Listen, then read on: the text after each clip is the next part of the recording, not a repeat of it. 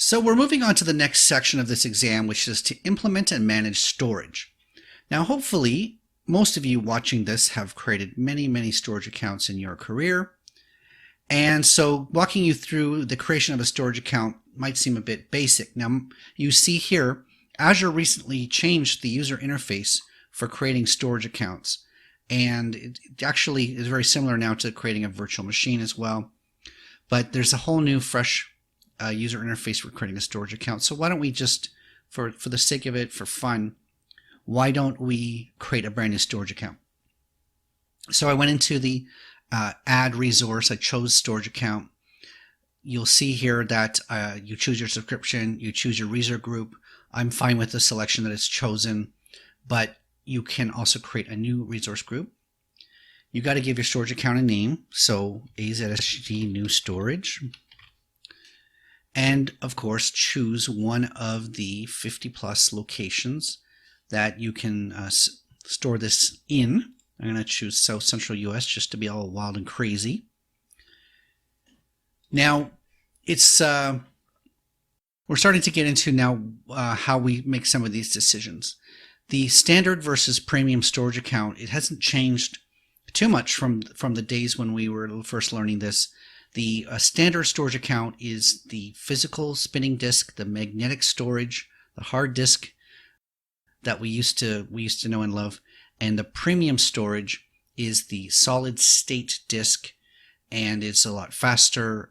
You'll see here when I chose standard, I can choose different access tiers, hot and cold. We'll just talk about in a second. Switching over to premium, then it's a much limited amount of features, right? So it doesn't have the hot and cool, and it doesn't. It's only for page blobs, block blobs, pen blobs, file shares, tables, and queues will not be available.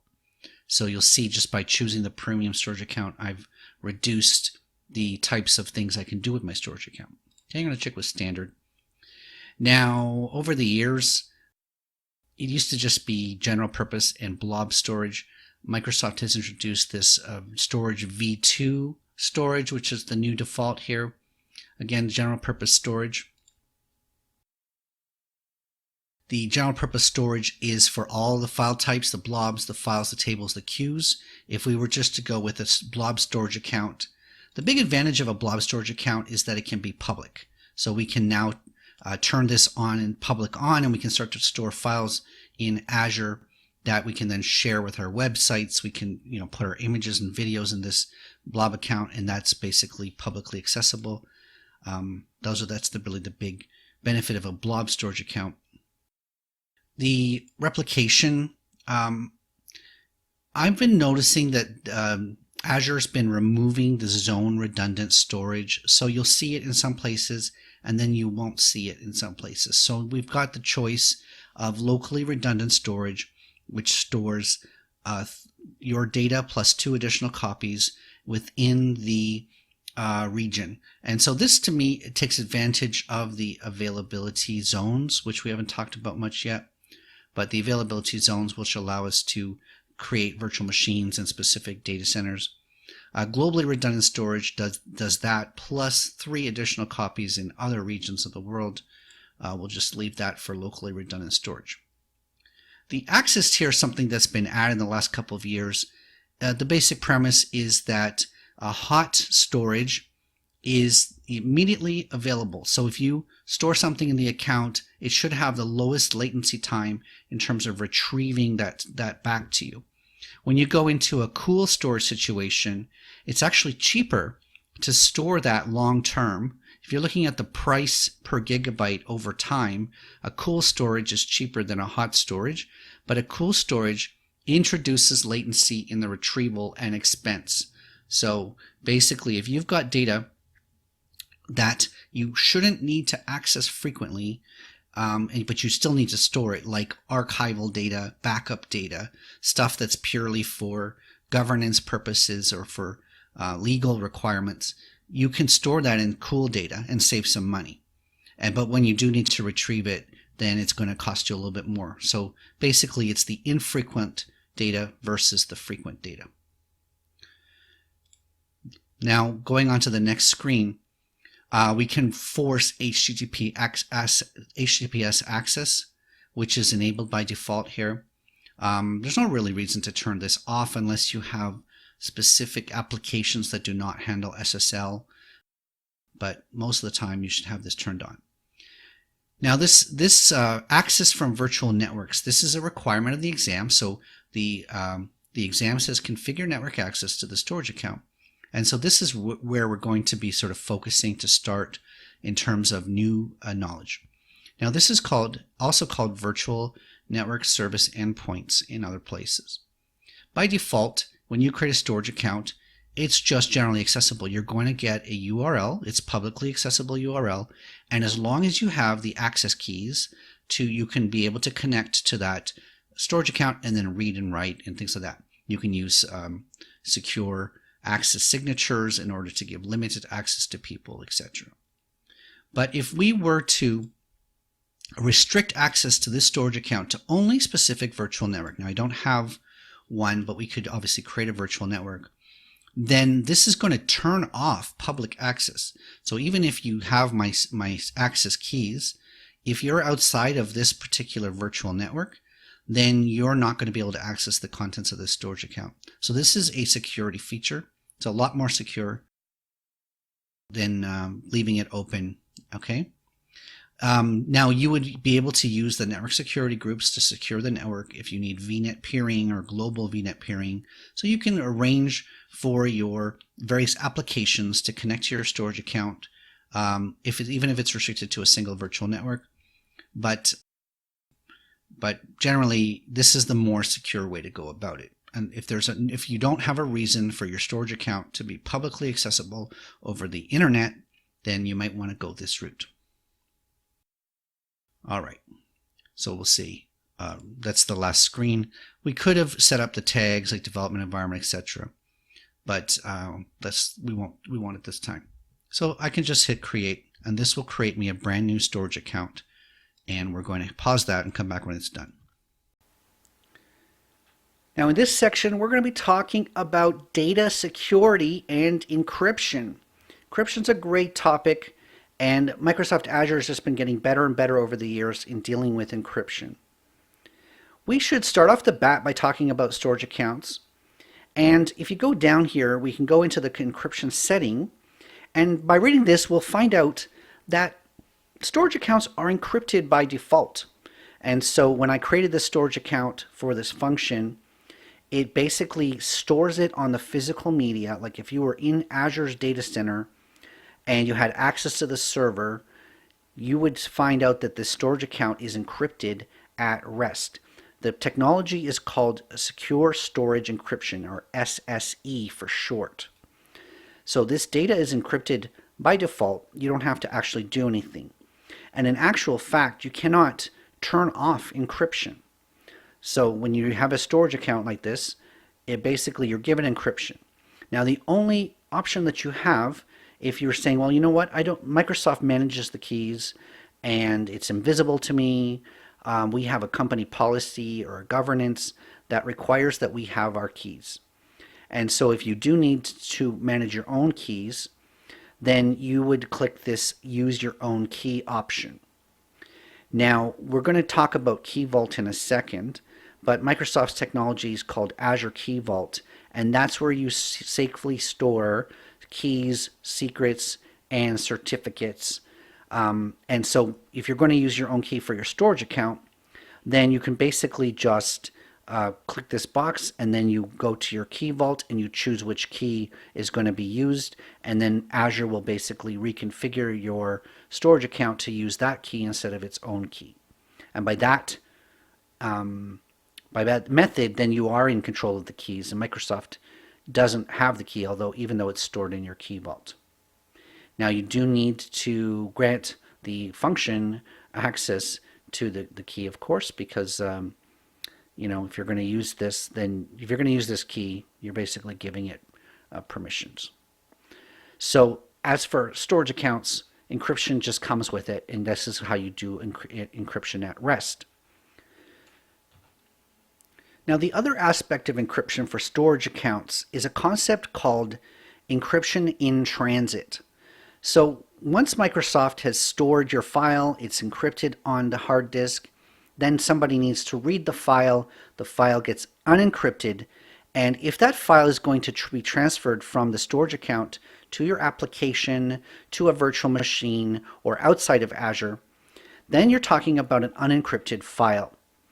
And so how do you protect that? Well, if we go into the configuration setting, remember when we created the storage account that there was this option we could have set to say secure transfer required.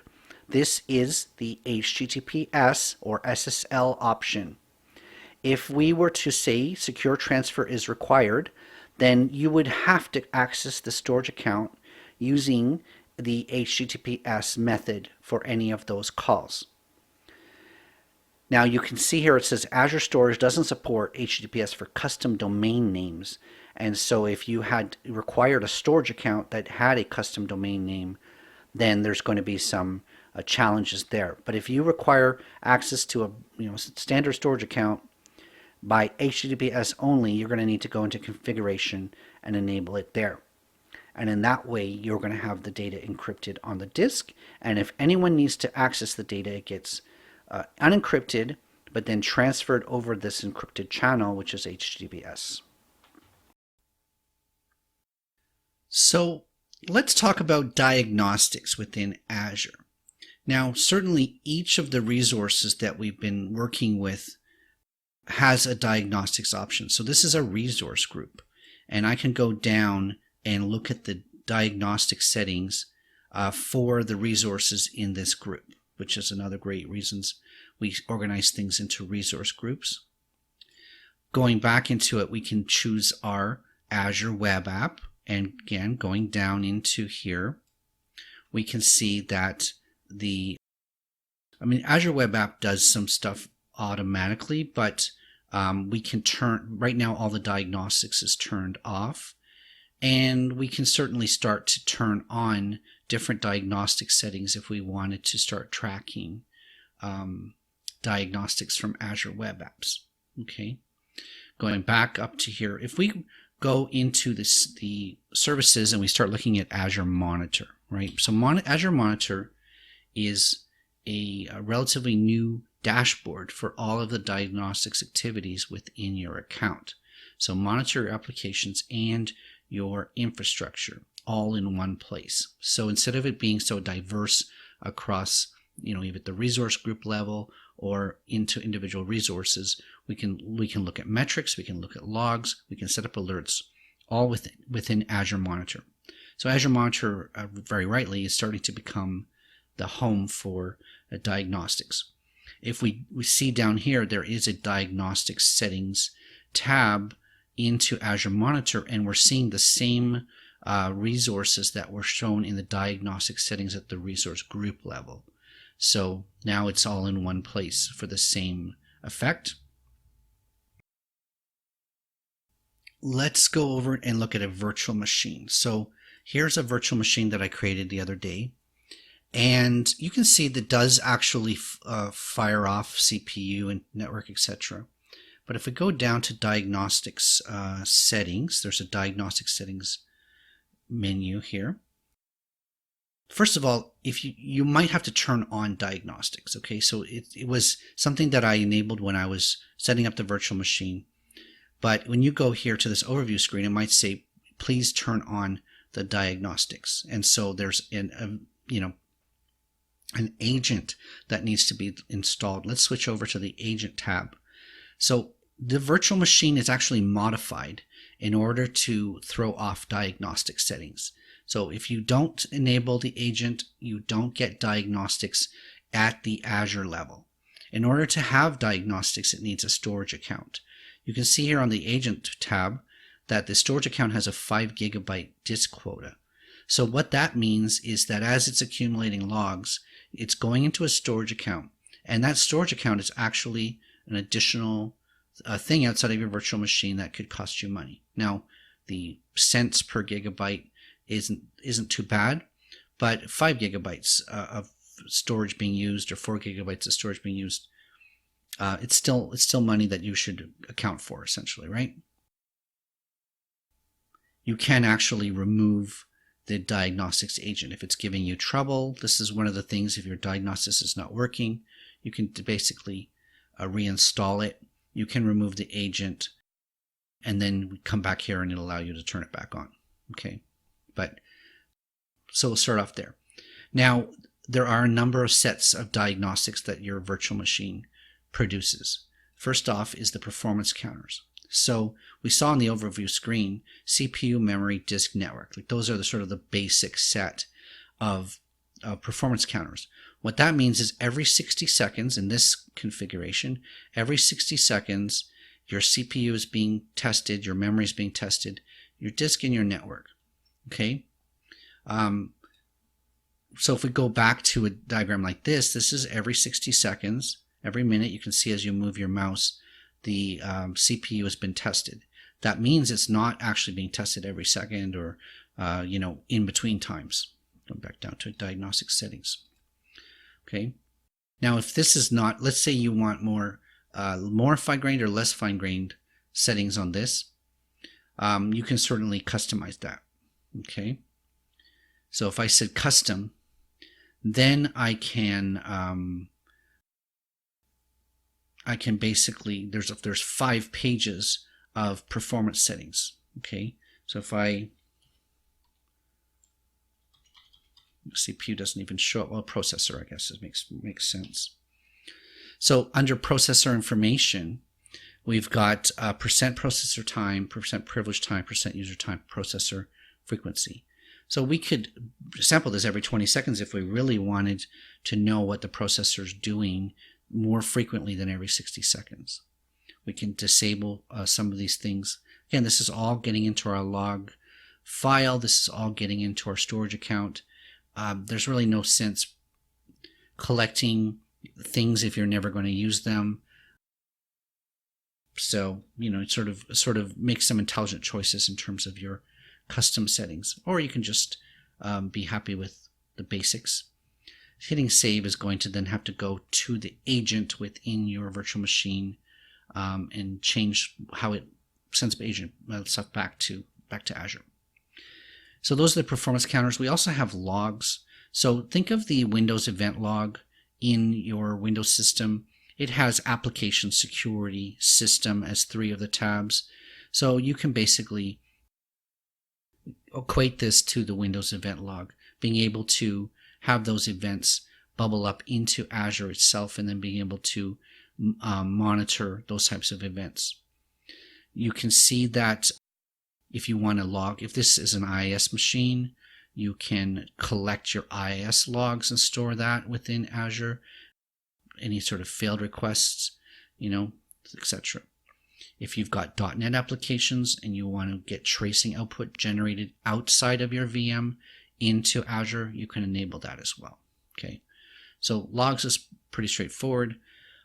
Crash dumps is pretty self-explanatory. It's disabled by default. Are you really going to be investigating the contents of the memory? It's a very specific use case for you needing the contents of the memory when a process fails. If you're going to be able to have the technical capability to investigate that. Syncs are external services. So for instance, Application Insights is considered one. You can have your diagnostic data fed into Application Insights. So that's how you set up diagnostics for a virtual machine. If we head back to the Azure Monitor, I actually have a shortcut here. Head back to the Azure Monitor. We can see that it allows you to look at activities, alerts, metrics, logs. We're going to look into that in a future video. But what we're concerned with is the diagnostic settings for virtual machines. And we can see here that Azure Monitor has applications, virtual machines in preview mode, containers, and network, which is Network Watcher. So now, right now, if I click it, it's still collecting data. So we're going to let that run for a little bit, and we'll come back to that. But basically, as the virtual machine starts filling its logs, we're going to start to be able to look at the health and performance of that virtual machine, or all my virtual machines, using Azure Monitor. So before we start talking about the individual services and components of Microsoft Azure, I want to lay a little baseline, a little foundation for cloud computing in general and the purposes and advantages and benefits of moving to the cloud. This is a true story, absolutely true. In 2003, I was brought into a client to help develop a new website for them. And when I started talking to the IT people and I started talking about their website, I asked them where it was hosted, and the guy said it was here. And I asked him to show me, and there was a computer tucked away under his desk. He had a very messy office, but underneath his desk was his web server. Now, this isn't an actual picture of it, but you can sort of imagine that it's just the IT guy had his own office. Nobody ever questioned what he did. It was a bit of a things everywhere, but his web server was in there somewhere, and that was what was holding up their website. Now, fast forward a couple of years after that, I was working for a different client, and the story goes that one day something wasn't working. Like they came in and the reports weren't updated, the numbers are wrong, and we sort of had to struggle a little bit to try to figure out why these numbers were off. And it took a few hours for us to realize that there was a job that didn't run, a task that didn't run, and that task ran on the developer's computer. And so the developer had created this thing, set it up as a Windows scheduled task on his workstation. It connected to production, did some sort of work, and that was part of our production workload. And one day the cleaning lady or the cleaning staff was cleaning the desk, and they accidentally tripped the power switch, and so they just turned it back on. They didn't know, sorry.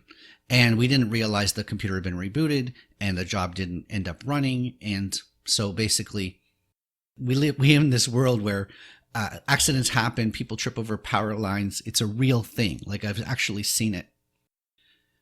If you were to self-host your server, let's say like my first client in 2003, they had web server on premises. They don't even realize it, but they're responsible for a whole bunch of things. There's the cost of buying the machine, ongoing cost of running it, the time it takes to install everything and set it up, the hardware itself. If something breaks, they have to fix it. Making sure that electricity is constant, like a cleaning staff who accidentally unplugged something. The physical space used to store it, security, internet services. Something goes down on a Sunday morning or in the middle of the night, you're responsible for that. Firewalls, patches. Those are all the things that you're responsible for when you are hosting, any kind of application on your own premises. It doesn't get much better if you were to take that server and put it into a ISP called co-location. You're still buying the server and setting it up and responsible for the hardware, but at least someone else is now ensuring that there's electricity and security and things like that. But you're still responsible for more than half of the items on that list.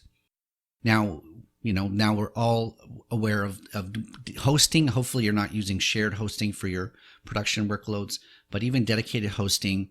Now you're not responsible for the hardware as much, and there's a frontline tech. So Rackspace or someone will make sure that the servers, if they go down, they need to get rebooted.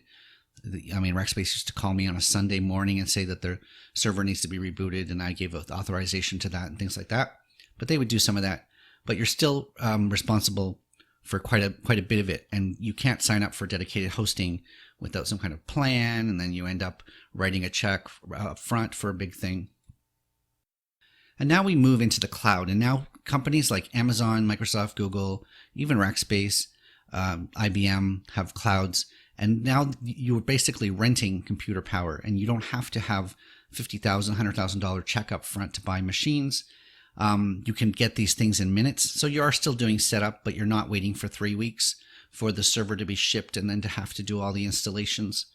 You're still partly responsible for security and patching and applications monitoring. You've got your share of that, but the cloud provider is taking over, the bottom half of that essentially. So the way that they do their firewalls, they ensure that hackers can't get access to their systems, although of course your application still provides ways for hackers to get in there, but it takes some of that burden off of you. So as we move into this cloud world, and we've been here for a while, but A lot of these advantages are starting to basically take the job off of your shoulders and off the shoulders of your IT staff, and just leaving you with the stuff that you should be responsible for, which is your application.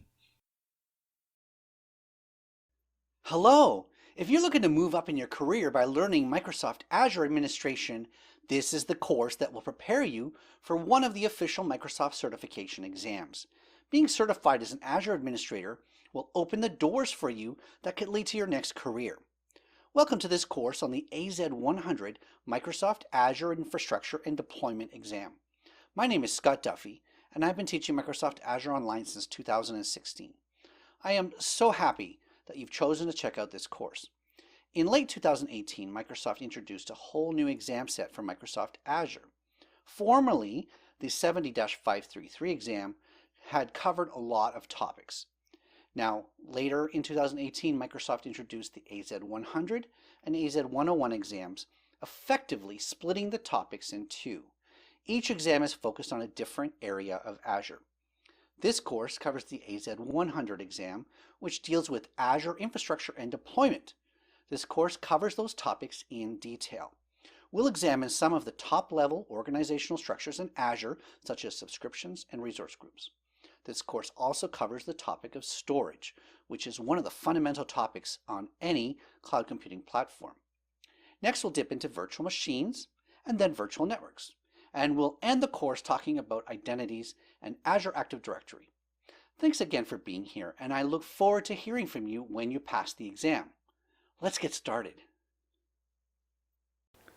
So in the last section, we saw how we were using table storage within an Azure storage account as a very simple and easy way to sort of get up and running, create a table, store some data into it. Even Microsoft recommends a better table experience, perhaps an enterprise-grade table experience using Cosmos DB. So in this section, we're going to be talking about Cosmos DB as an alternative to using a storage account. Now, Cosmos DB was recently added within the last couple of years within Azure, and is meant to be, and as the name implies, built from the ground up for global distribution and the ability to scale to a very large number of transactions per second, etc. So if you're developing an application, let's say you're developing a mobile app and you're thinking that you're going to have tens of thousands, hundreds of thousands of installs, 1 million installs of your mobile app, you would not build it on an Azure storage account. You would want to use something like Cosmos DB, which is specifically designed and has certain SLAs and other guarantees for your data being available, not only locally, but around the world. It takes care of a lot of that stuff. Okay, so we're going to create our first Cosmos DB account. It's not entirely straightforward. Now we recognize this wizard that is common to creating web apps and creating virtual machines. We're going to put this in a brand new resource group, so I'm going to call it AZ Cosmos DB. And we have to create an account. So we haven't created any databases yet, similar to having a storage account that you have to then create tables for.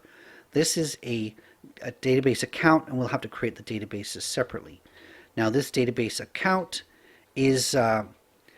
has to be unique across all of Azure, because we can see that it's fully qualified .documents.azure.com. So we're going to be referencing our Cosmos DB. If we're going to be referencing our Cosmos DB on the open web, we're going to be using a URL such as this. Now we have our first significant decision to make, and that is the type of API that and the data model that we're going to use for our data. Now Cosmos DB, as we see up here, is a multi-model database service. That means that the same Cosmos DB can store data many different ways, and we get to choose as we're creating this database which way we want it to store data. Now these are NoSQL databases. That means there's no dependencies between tables. We're not going to create a master table and then a child table and then do a foreign key from the child table to the master table as you would in a relational database store. All of this Cosmos DB, again, there's no relationships that are designed to be built in. Now The consequence of that is it's going to be extremely fast. You're going to be able to query this data, and Microsoft talks about sub 10 millisecond response times, something like 5 milliseconds in order, you do a query and the data comes back to you. Very, very fast response times. Now you get your choice of API. The API you choose dictates the way that the data is stored. So for instance, if you choose the MongoDB API, then the data is going to be stored using MongoDB. Even though there's an SQL option, that's just the query API. And again, the data is stored in a NoSQL manner. We also have a table option. Graph is sort of a relationship. There is relationships in graph modes where you basically have this person is friends with that person, this person has communicated with that person, etc. You can have multiple. This is more like a social graph than anything. So just by default, we're going to start with the SQL option. And again, it's chosen Australia for some reason. I'm going to put this into Canada. Now, very interesting, again, Cosmos DB designed, even the name implies, for geo-redundancy. So by turning on geo-redundancy, it's going to duplicate my data not only in the Canada East that I chose, but it's going to put it into Canada Central. So built-in pairing between two regions, and in fact there's hundreds of miles and hundreds of kilometers between these two regions within Canada. So if there's a localized disaster in in Montreal region, for instance, then when it gets into Toronto region, it should be fine. So I'm going to enable that. It's by default. And then the other option is, do I want to have data that can be written to multiple regions? So this is actually like a two-way replication where you can write to Canada East and you can write to Canada Central, and whichever you do, that it's going to be replicated properly. You can see it's disabled by default. When you start to get into stuff like this, you start to get into a little bit more complexity in terms of your applications having to have their own database homes. Maybe there's some type of conflict where the same data gets written into two places within the same, second, and then some type of data that has to be merged intelligently to try to figure out what the differences between the data, etc. So having this actually adds a little bit of complexity and the chance of data conflicts. Now, when we create our Cosmos DB account, we have to determine whether or not we want our Cosmos DB to be global or to be set onto specific virtual networks. Okay, so we can basically say, do we want it to be on no virtual network, or do we want to create a new virtual network and say only machines, applications that are running on this virtual network will have access to this. This is a security setting, and what we're going to do is just leave it as global for now. We've talked about tags when it comes to other resources. For instance, we can set our environment tag and define whether the tag goes against the entire account, which is what we're creating right now. So we can now hit the create button. Now we can see here that there is some pricing. Cosmos DBs are not free, but we're going to pay approximately 27 cents US per gigabyte per month, and it's also going to be charged based on single region rights, $6 a month for 100 RUs. And this is request units per second. So depending on how hard we're hitting this database, we're going to be charged $6 for every 100 request units per second. So over the course of a month, hopefully you're not going to use the database more than that. But you can see that the cost is basically priced as in terms of how often you use it. So if we hit the create button, we're going to have ourselves a Cosmos DB account. I'm going to pause the video and let that happen. So next up, we're going to talk about another way of storing data within Azure, and that is through a proper database. If I go into the marketplace and I go under databases, we can see that there's a number of options that Microsoft is offering to us. Now, the one you might be most familiar with is SQL Server running within Windows. So this is a virtual machine, just as if you had a computer next to you with SQL Server 2017 Enterprise installed. There's many different flavors of SQL Server. You can also bring your own license if you have a SQL Server license and save some money that way. But basically, having SQL Server running in a virtual machine is perhaps the most similar situation you have to SQL Server running in your own environment. So if you're going to do a migration from the SQL Server running in your data center to Microsoft Azure, this would be the simplest approach, right? Just getting it up, getting a SQL Server running in a virtual machine, and then you do the data migration, and you are almost the exact same situation you were before, just running with a different server. Now, that might not be the best approach, and it's certainly not the cheapest approach, but it is perhaps the most familiar to you if that's where you come from. The version that Microsoft wants you to really consider is called Azure SQL Database. Now, Azure SQL Database is a database as a service solution. It basically looks and acts very much like SQL Server. There's a high percentage of compatibility. So if you have a database that's running in SQL Server within your data center, getting that migrated into SQL Database for 95+% of you is going to be basically no trouble at all. You're not using any of the advanced features that SQL Database doesn't support, and so you're just able to migrate your data, point your application to the SQL Database, and move on with your life. Now, SQL Database is a lot cheaper option. There are different pricing options, and we'll go over them in a second. But it actually does save you money compared to a virtual machine and all the costs associated with that. So when you're looking at this from an exam perspective, even from a real life perspective, you really should look at the SQL Database as being the best solution for a lot of the situations out there. And really, the only situation that you need a SQL Server in a virtual machine for is something where you're like tuning the settings within a hair of its life, or you're really trying to squeeze out the extra performance on the CPU, and you've got that memory dialed into just the perfect amount. If you really do need to configure the hardware and the settings to that degree, then you might want to continue on with that. There are also some advanced features with collation and the way that it does full text indexing and things like that that SQL Server, a SQL Database doesn't necessarily support.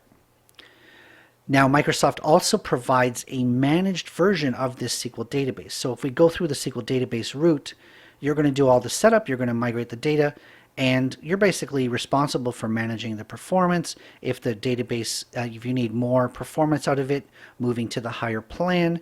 Migrating between plans is super simple, and we're going to look at that as well. But the managed instance basically lets you to migrate the data and let Microsoft take care of the scaling of it, etc. We also have Data Warehouse for those data warehouse and reporting situations. Data Warehouse is designed to support, tons and tons of data, the size of the data. You're going to use something like a data lake to report into a data warehouse. A database pool is part of SQL Database. We'll cover that. Now, besides the SQL Server compatibility version, which is called Azure SQL Database, you'll see that there are 3 other databases that Azure provides that are in the same fashion with Azure SQL Database, but you can have MySQL Database as a service, PostgreSQL as a service, and now I think this is in preview, or perhaps it's available, MariaDB as a service. So if you're relying on any of these database types for your application today, and you want to migrate into Azure, other than having a virtual machine with these softwares installed, I think MySQL is also available as a web app. You can have them as a database as a service, a software as a service type product here. So in this section, we're going to go through setting up Azure SQL Database. We're going to create our first database server and then the database inside of that. And we'll do something similar we've done with Cosmos DB and the tabled storage, in which we're going to start programming a little bit against it to show how compatible it is. The commands for dealing with this are the same ADO.NET that you've been using up till now.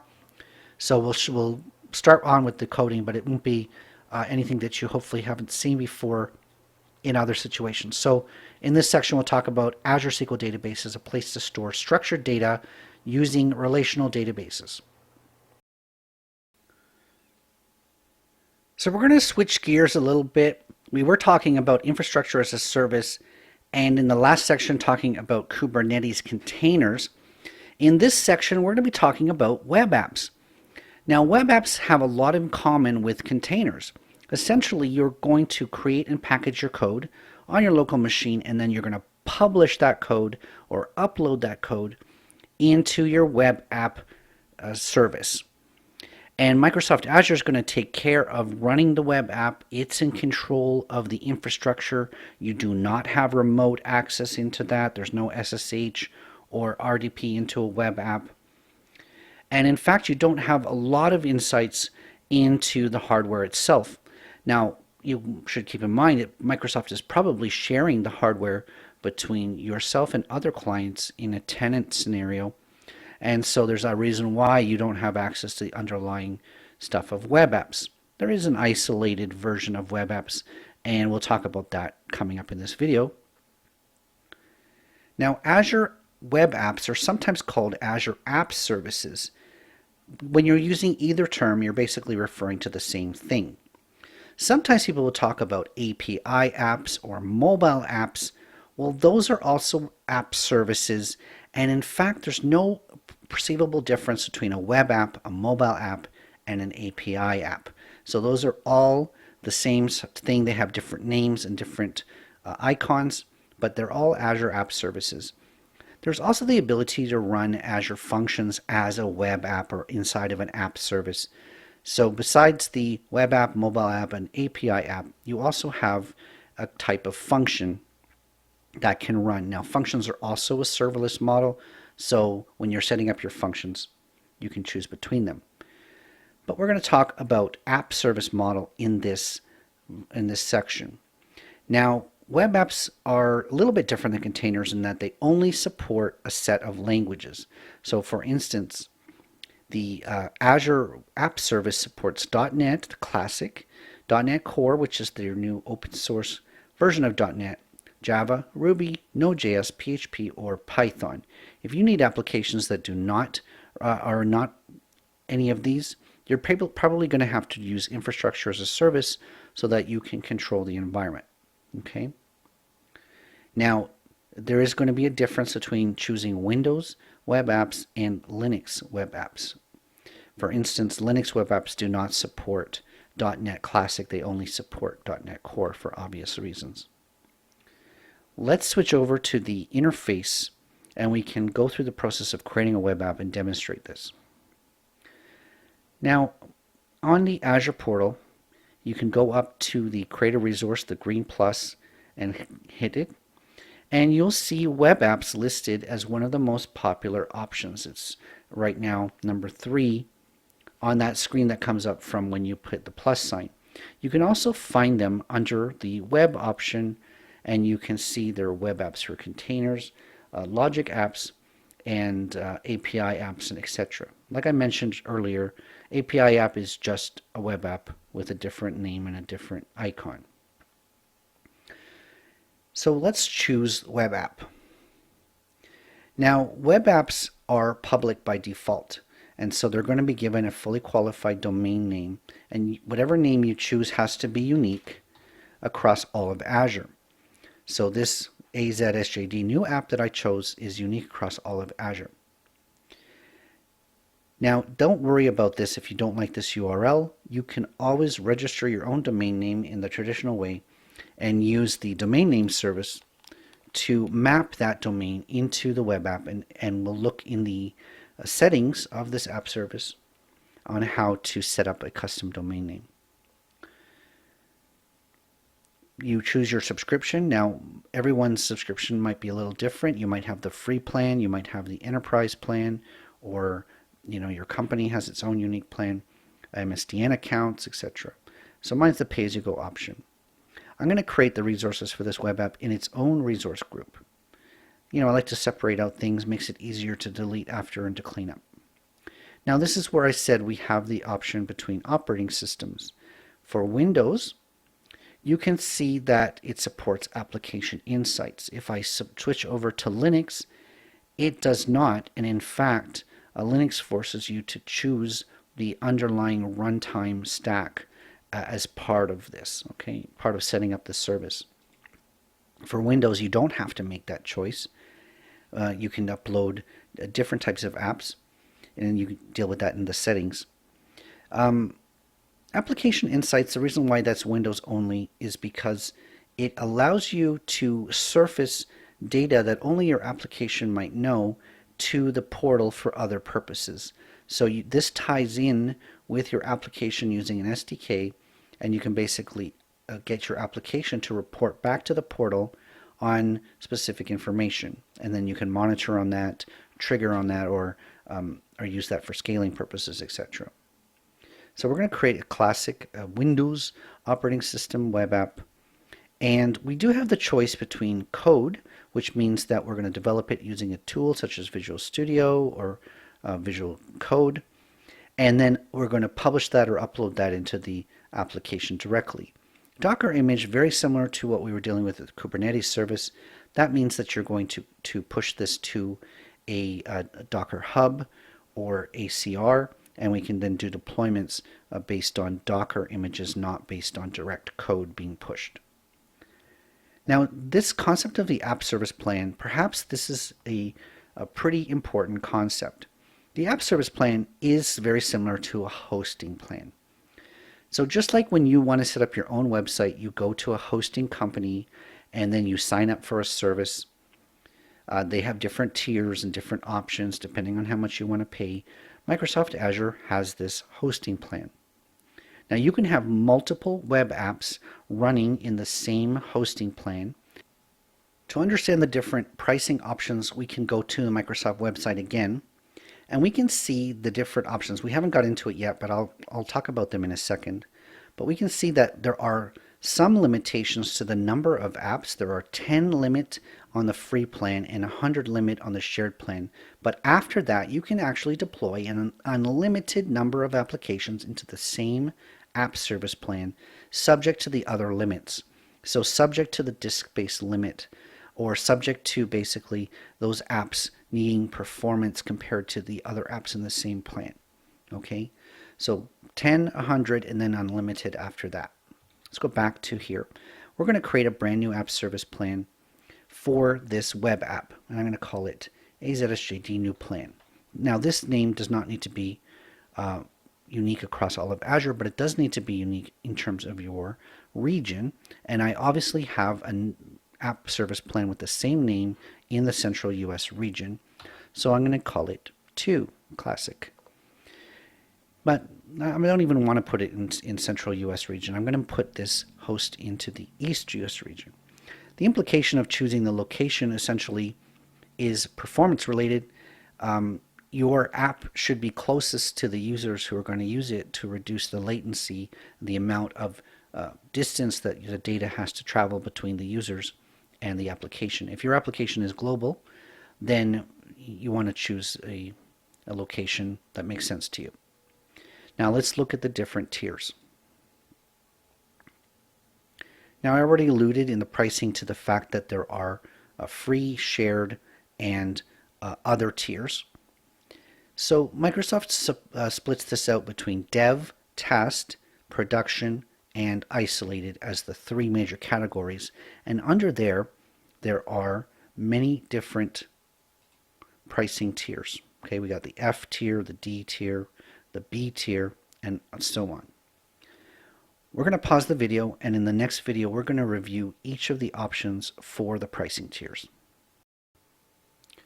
So in this section and the sections that follow, we're going to talk about the concepts of authentication and access control within Microsoft Azure. Now, the central service that deals with identity is called Azure Active Directory. You can go into the All Services section, search for Active Directory or for Azure, and you'll see Azure Active Directory as one of the prominent options. I also have it favorited, and so it appears as a bookmark here on my menu bar. If I go into it, you'll see that I already have Azure Active Directory set up. I've been using this account for a while. But if you don't, you can actually set up your own Azure Active Directory account. There is a free option. I am running on the free option right now. And so you're able to go through and set up an Azure Active Directory account, and we'll cover that in this course. Now, Azure Active Directory is actually different than Windows Active Directory. You might be familiar with Active Directory that runs within your corporate environment that manages all your users and groups and devices within your corporate environment. That's not the same thing as Azure Active Directory. Now, there is a relationship there, and there is a technology called Azure AD Connect that can be used to synchronize a on-premises Active Directory server to Azure Active Directory. So the users that are controlled and managed by your on-premises Active Directory can be pushed and synchronized into the cloud so that you'll have a full set of users in the cloud that is managed by your on-premises Active Directory. From there, you can register your applications, your own custom applications into Active Directory, and then be able to use a single sign-on experience where users don't have to remember a new set of user IDs and passwords. They can just use their corporate user ID and password to log in, and they'll validate through Azure Active Directory because it's synchronized with your corporate environment. Now, if you don't have a corporate environment, or you don't want to have corporate users added because they are signing up for your application, that's fine too. Azure Active Directory does allow you to create users and passwords that are only native to the Azure experience and not synchronized back to your corporate setting. And you can also use third-party websites such as social media sites, Facebook, Microsoft, Google, and others in order to let your users log in using those credentials, Facebook Connect and others, that they can then log in your application using that instead of having to create a new set of user IDs and passwords for your own application. So AD Connect, or Azure Active Directory, is the central answer, the default answer when it comes to identity and authentication within the cloud. So within this section and the ones that follow, we're going to be talking about how your applications can utilize Azure Active Directory, how to create Azure Active Directory, get users to register, and other topics that is relevant in terms of developing for the cloud and using security and authentication. So in the last section, we saw how we were using table storage within an Azure storage account as a very simple and easy way to sort of get up and running, create a table, store some data into it. Even Microsoft recommends a better table experience, perhaps an enterprise-grade table experience using Cosmos DB. So in this section, we're going to be talking about Cosmos DB as an alternative to using a storage account. Now, Cosmos DB was recently added within the last couple of years within Azure, and is meant to be, and as the name implies, built from the ground up for global distribution and the ability to scale to a very large number of transactions per second, etc. So if you're developing an application, let's say you're developing a mobile app and you're thinking that you're going to have tens of thousands, hundreds of thousands of installs, 1 million installs of your mobile app, you would not build it on an Azure storage account. You would want to use something like Cosmos DB, which is specifically designed and has certain SLAs and other guarantees for your data being available, not only locally, but around the world. It takes care of a lot of that stuff. Okay, so we're going to create our first Cosmos DB account. It's not entirely straightforward. Now we recognize this wizard that is common to creating web apps and creating virtual machines. We're going to put this in a brand new resource group, so I'm going to call it AZ Cosmos DB. And we have to create an account. So we haven't created any databases yet, similar to having a storage account that you have to then create tables for. This is a database account, and we'll have to create the databases separately. Now this database account has to be unique across all of Azure, because we can see that it's fully qualified .documents.azure.com. So we're going to be referencing our Cosmos DB. If we're going to be referencing our Cosmos DB on the open web, we're going to be using a URL such as this. Now we have our first significant decision to make, and that is the type of API that and the data model that we're going to use for our data. Now Cosmos DB, as we see up here, is a multimodal database service. That means that the same Cosmos DB can store data many different ways, and we get to choose as we're creating this database which way we want it to store data. Now these are NoSQL databases. That means there's no dependencies between tables. We're not going to create a master table and then a child table and then do a foreign key from the child table to the master table as you would in a relational database store. All of this Cosmos DB, again, there's no relationships that are designed to be built in. Now the consequence of that is it's going to be extremely fast. You're going to be able to query this data, and Microsoft talks about sub 10 millisecond response times, something like 5 milliseconds in order, you do a query and the data comes back to you. Very, very fast response times. Now you get your choice of API. The API you choose dictates the way that the data is stored. So for instance, if you choose the MongoDB API, then the data is going to be stored using MongoDB. Even though there's an SQL option, that's just the query API, and again, the data is stored in a NoSQL manner. We also have a table option. Graph is sort of a relationship. There is relationships in graph modes where you basically have this person is friends with that person, this person has communicated with that person, etc. You can have multiple. This is more like a social graph than anything. So just by default, we're going to start with the SQL option. And again, it's chosen Australia for some reason. I'm going to put this into Canada. Now, very interesting, again, Cosmos DB designed, even the name implies, for geo-redundancy. So by turning on geo-redundancy, it's going to duplicate my data not only in the Canada East that I chose, but it's going to put it into Canada Central. So built-in pairing between two regions, and in fact there's hundreds of miles and hundreds of kilometers between these two regions within Canada. So if there's a localized disaster in in Montreal region, for instance, then when it gets into Toronto region, it should be fine. So I'm going to enable that. It's by default. And then the other option is, do I want to have data that can be written to multiple regions? So this is actually like a two-way replication where you can write to Canada East and you can write to Canada Central, and whichever you do, that it's going to be replicated properly. You can see it's disabled by default. When you start to get into stuff like this, you start to get into a little bit more complexity in terms of your applications having to have their own database homes. Maybe there's some type of conflict where the same data gets written into two places within the same, second, and then some type of data that has to be merged intelligently to try to figure out what the differences between the data, etc. So having this actually adds a little bit of complexity and the chance of data conflicts. Now, when we create our Cosmos DB account, we have to determine whether or not we want our Cosmos DB to be global or to be set onto specific virtual networks.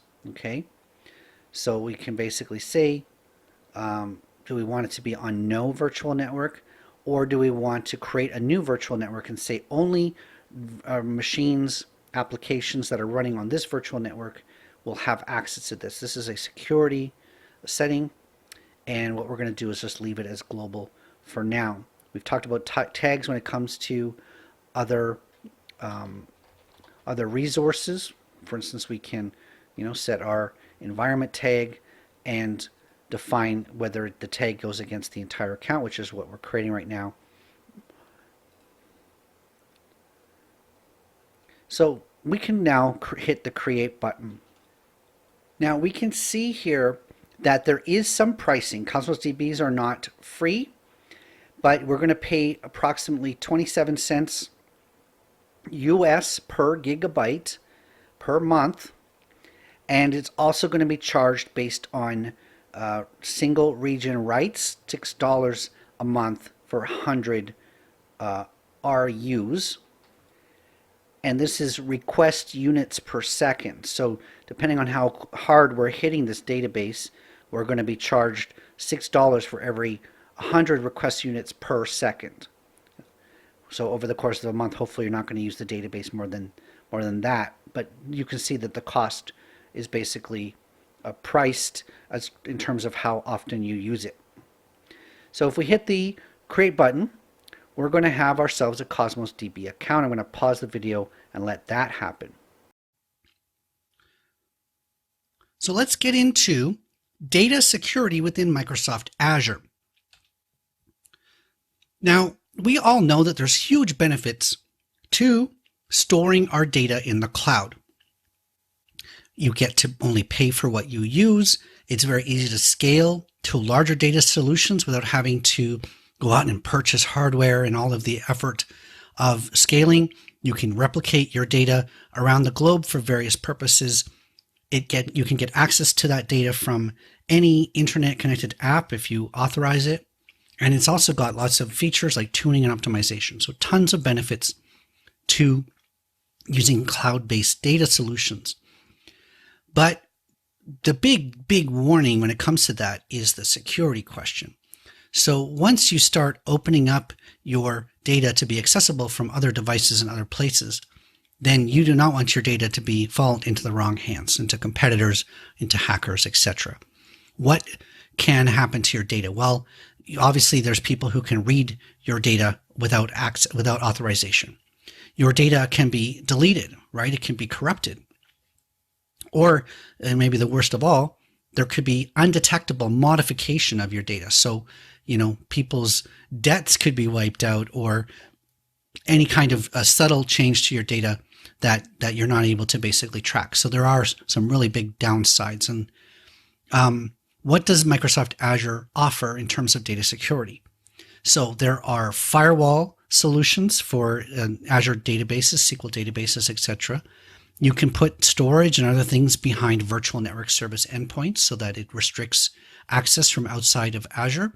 You can put your databases on non-public networks. So anything that's accessible to a virtual network can then be not public. You can use encryption, so data is being stored in an encrypted state. You can use HTTPS and SSL to transfer data in encrypted methods. There are ways of having your access keys and your certificates stored in a secure manner. And you can even create special identities for your applications and your virtual machines so that they're running in a very restricted profile. I mean, that's just a small subset of what you can do. In this section, we're going to talk about data security, and we're particularly going to talk about the encryption options for databases, for storage. We're going to talk about Azure Key Vault, and we're going to talk about something called Azure Active Directory Managed Service Identity.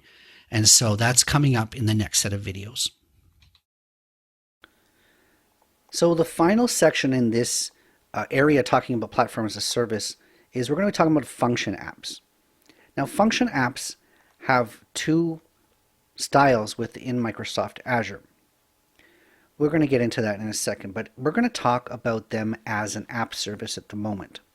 So I'm going to give it a name, new function. Again, it's fully qualified.azurewebsites.net. Goes on my normal subscription.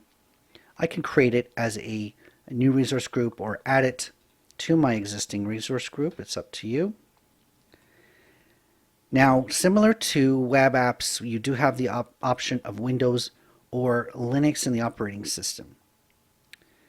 Now, the key feature that makes function apps a little bit different is you have the choice. You can have the choice of running your function as part of an app service plan. You see, we can just add it just like we can to our web apps, API apps, mobile apps to our existing app service plan, or create a new app service plan. We also have the option to run it serverless.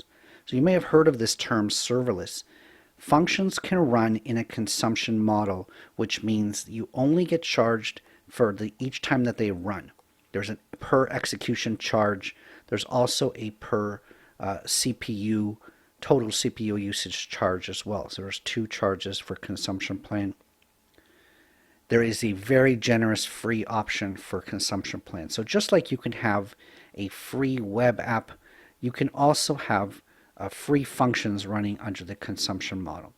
So I think it's 1 million executions of your function that you don't get charged for.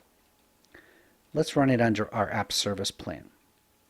Now, because of our choice of operating system, we get the choices of .NET, JavaScript, and Java.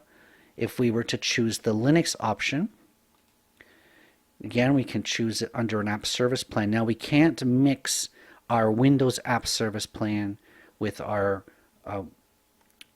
Windows app service plan with the Linux function, so we would have to create a new app service plan. But you'll notice that we get .NET, JavaScript, and Python as the options, okay, as opposed to .NET, JavaScript, and Java. So there's slightly different options depending on your operating system. Now, functions need a storage account to operate. So you're going to be creating not only function files, but the configuration files for your function. And so you're going to have to either create a new storage account or use one of your existing storage account. And just like web apps, you have the option of enabling application insights. So let's hit the create button. So the container that holds our functions was created fairly quickly, but we still haven't actually created any function code. Now, a function is intended to be short pieces of code that can actually be created, developed, tested right within the Azure portal. So unlike web apps where you need to develop them outside of Azure and then upload them and deploy them, you could very well create a small function right within the portal interface here. So we've got 0 functions at the current time. Let's hit the plus here and create our first function. Now, there are a few ways to create functions. Microsoft provides some templates that we can borrow from, or we can create them from scratch. You'll see here that it's even giving us a choice of our development environment, whether we want to develop functions in Visual Studio or VS Code or any other editor, including a notepad or a text editor, or if we want to use the in-portal function to create. Let's choose the in-portal function to demonstrate. Now, we do have a number of templates. The two most common ones are a webhook, which means it will have a public URL, and if any application calls that URL, that will trigger the function to run. Or we can have the function run on a timer, so every 30 minutes, every hour, however often we want, this function can run. And then we can view there's a bunch of other templates. For instance, if a blob gets created or an entry goes into a queue, etc. Let's look at the other templates. So there are probably just over a dozen basic templates that we can start from. Everything from the triggers that we were talking about, HTTP and timers, queue storage, service bus queue, which is a more advanced version of a queue, blob, event hub, Cosmos DB, IoT hub, an email that comes in, so if an email arrives through SendGrid, an event grid trigger, etc. Let's choose the timer trigger. So all functions must have a trigger and one trigger. Okay, so we've seen sort of an example list, but all functions must have a trigger. Now, very similar to the web job that we were creating, if you're going to do a timer trigger, then you're going to use cron syntax. In this case, remember, this is seconds and minutes. And so this this entry is on the 0 second every 5 minutes, essentially, right? So let's leave it as timer trigger 1, although it's not the best name. So I'll hit the create, and we'll see here that there's an editor right within the portal window. Okay, that's just like one option that we have. And this particular function, all it does is by default, It's just going to log the trigger function ran. Okay, doesn't actually do anything. Now we can go in here and we can start to write .NET code. You can recognize the using system and the public static void. So this is C# right within the browser window. We could obviously get it to do some other things. We can get it to create a blob. We can get it to call another URL, etc. Now the way that we'll do that is through integrations, which are called bindings. So if I go, first I'll save this because I didn't enter, go into the integration tab, and we can see that we have our timer trigger. We have no ability to create any more triggers, so every function must only have one trigger. It must have a trigger and it must only be one. We have the option to have data input with the trigger, so when the trigger runs, it can actually bring in, let's say we want to read a blob or read a database table, some type of input binding, and then there's an output binding. So let's say for this particular trigger, when it runs, I want to write a new blob file. So I chose an output binding and I chose Azure Blob Storage as one of the bindings. Now we can see here again, it's all WYSIWYG point and click, that we can have everything from queues. SendGrid is Azure's email provider, Twilio for SMS messages, Cosmos DB, lots of different options for output bindings. The bindings for inputs and outputs are going to be slightly different. Okay, so it's probably a good idea to go through, see all the triggers that you can have and various things that can be input and various things that can be output. So in this case, we want to write a blob when we get this URL, when we get this timer triggered. Now it does tell us the integration requires extensions, and it requires the storage extension. So obviously we're going to let that install a storage extension. It takes up to 2 minutes. On the same screen, we're going to set up our blob name. So this is going to basically be the variable that we can access this blob. We can define the path, and we have to basically have a connection string. So it's going to be called Azure Web Job Storage, or I can create a new one, right? This will show me how it uses the function. There's a built-in account key here, or I can create a brand new connection string and click Save. Okay, so I'm able to now access this outbound blob through the output blob binding. Okay, if we go back to the trigger, now the first thing we need to do at this point is to add our output blob as an output for this function. So we do that by adding a parameter that has an out keyword, and then we can say output blob. The reason we called it output blob is because that's the name that we gave it in the output binding. We called it output blob parameter name. So we do have to add that as a parameter. Okay. Now getting content into this blob is actually going to be pretty easy. We can now call output blob, because it's a string. We can call this within our code, and we can put some type of text here. This is going to be an extremely simple function, but all it's doing is it's creating a brand new blob with this content. Now, to remind you, the blob itself is going to be put into the storage account that's identified here using the out container and given a random name using this GUI ID.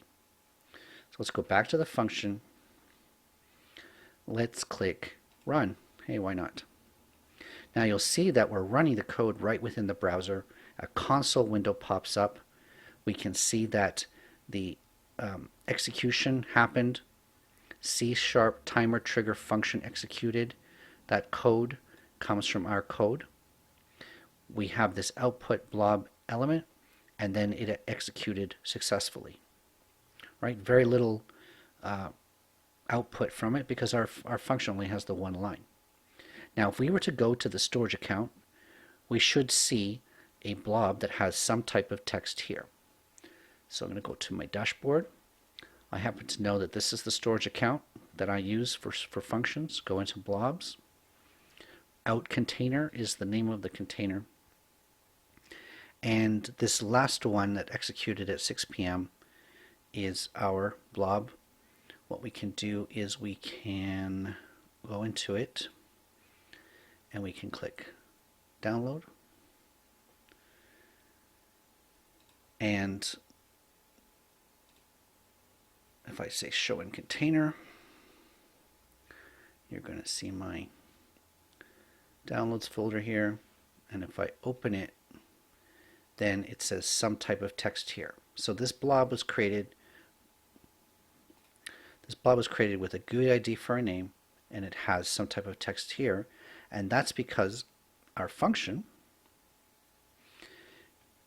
we basically defined the function to have that feature. So now you can use functions for way more advanced things than I've just set up. And remember, this is going to run every 5 minutes because we're running this on a timer.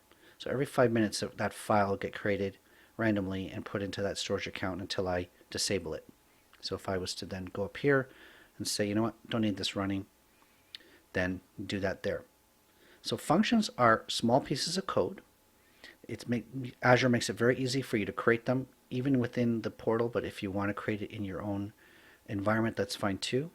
They're all self-contained, so that you've got your code and your function JSON all within the same directory here.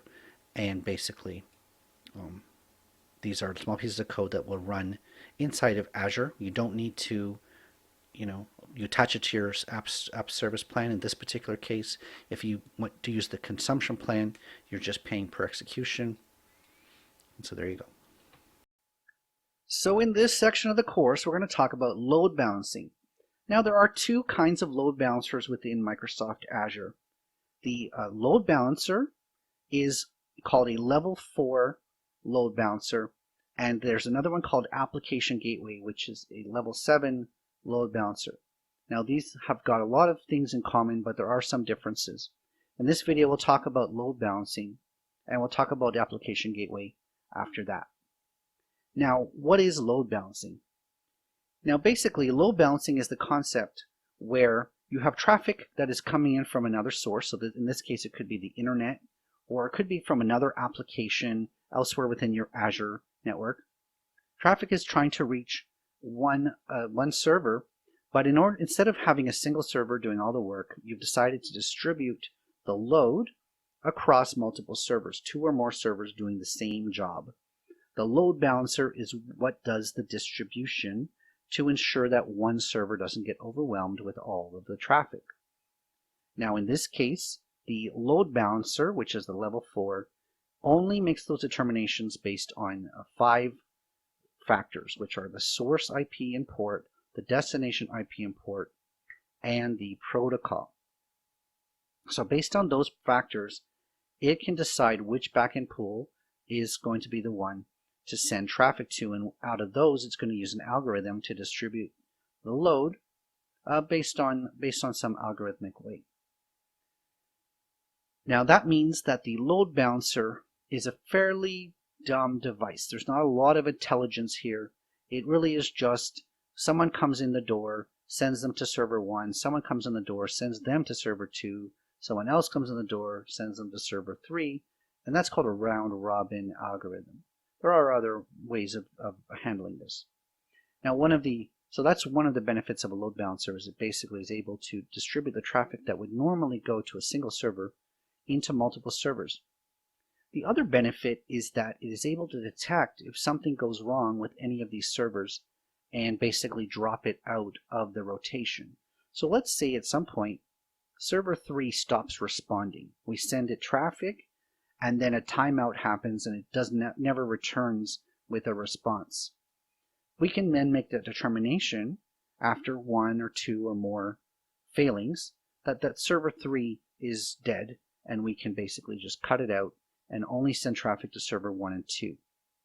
So not only does it distribute the traffic, but it also monitors the health of the recipients and can then cut them out of the rotation when they are no longer healthy. Okay, so that is the primary function of a load balancer. We go into Azure. Under networking, we can see that we have these options. Let's create ourselves a load balancer. Give it a name, AZSJD, new LB, classic name for a load balancer. First decision that we have to make is whether it's a public or a private load balancer, external or internal. Now, a public load balancer has a public IP address and a public name. That means that it's addressable from the open internet. If we made it an internal load balancer, it has a private IP address, does not have a public IP address, and is absolutely not addressable from the open internet. Okay, so if we want a public load balancer, then we need to create a public IP address. So let's give the IP address a name, AZSJD new IP, and we just want a basic address. We do not need a static IP that never changes. We are fine with an IP that will occasionally change because we're going to use the name of the IP address, the domain name essentially, to address it, not the IP address itself. We can optionally choose an IPv6 address. Within Microsoft Azure, the load balancer is one of the few devices that supports IPv6. So if you have an application that you need to work over IPv6 and need an IPv6 address, then you're forced to put a load balancer in front of it. So even if there's only one virtual machine, you would put a load balancer in front of that to be able to create a v6 address. Then the load balancer is going to address translate from the v6 address of the load balancer into the private IP addresses of the machines behind. Use my usual subscription. I created a brand new resource group for this. I call this New York app. So I'm going to create this load balancer as the first resource inside of my New York app resource group, and let's leave it into East US 2. Now, while we're waiting for that load balancer to be created, we did notice that Azure gave us the choice between a basic and a standard load balancer. Okay. Now, their standard load balancer is a relatively new feature set within Azure, and basic is the default, but you can choose standard. Let's look at this web page that shows you the difference. So, basic load balancer supports up to 100 instances behind the scenes, whereas a standard one 10x's that to 1,000. Okay. By the way, this table formatting is a bit skewed, but that's not my fault.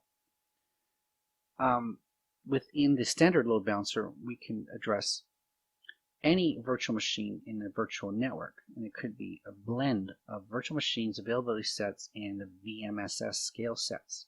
Whereas for the basic load balancer, you get the choice of a single availability set or a single virtual machine scale set. Okay. It does support HTTPS traffic in load balancing in terms of health probes. I guess if your web app or your website only supports HTTPS traffic, then you are forced to use a standard load balancer. It does have some additional stay alive options for the health probe. It supports the new availability zones. We haven't talked about that yet, but it's another way that applications can be distributed for a high availability scenario. Standard load balancers can support that. Basic load balancers cannot. We've got the ability of Azure Monitor, which is Microsoft's new monitoring dashboard. We can now pull in login events from this load balancer into that.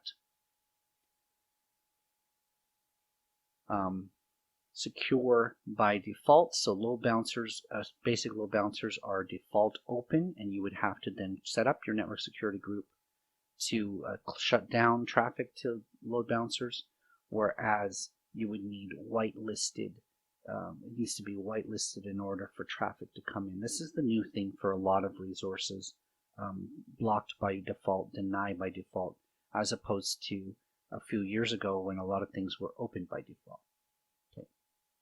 So we can sort of see on this type of page that there's some very advanced things in terms of different outbound rules, basically allowing traffic to be sent outbound based on IP addresses or public prefixes, etc. Okay, management operations are a lot quicker. There's an SLA. The SLA here, remember in virtual machines, the SLA is 2 or more virtual machines, 99.99%, whereas the SLA is on the load balancer itself here. Okay, and the pricing is more complex pricing, whereas basic load balancer is free.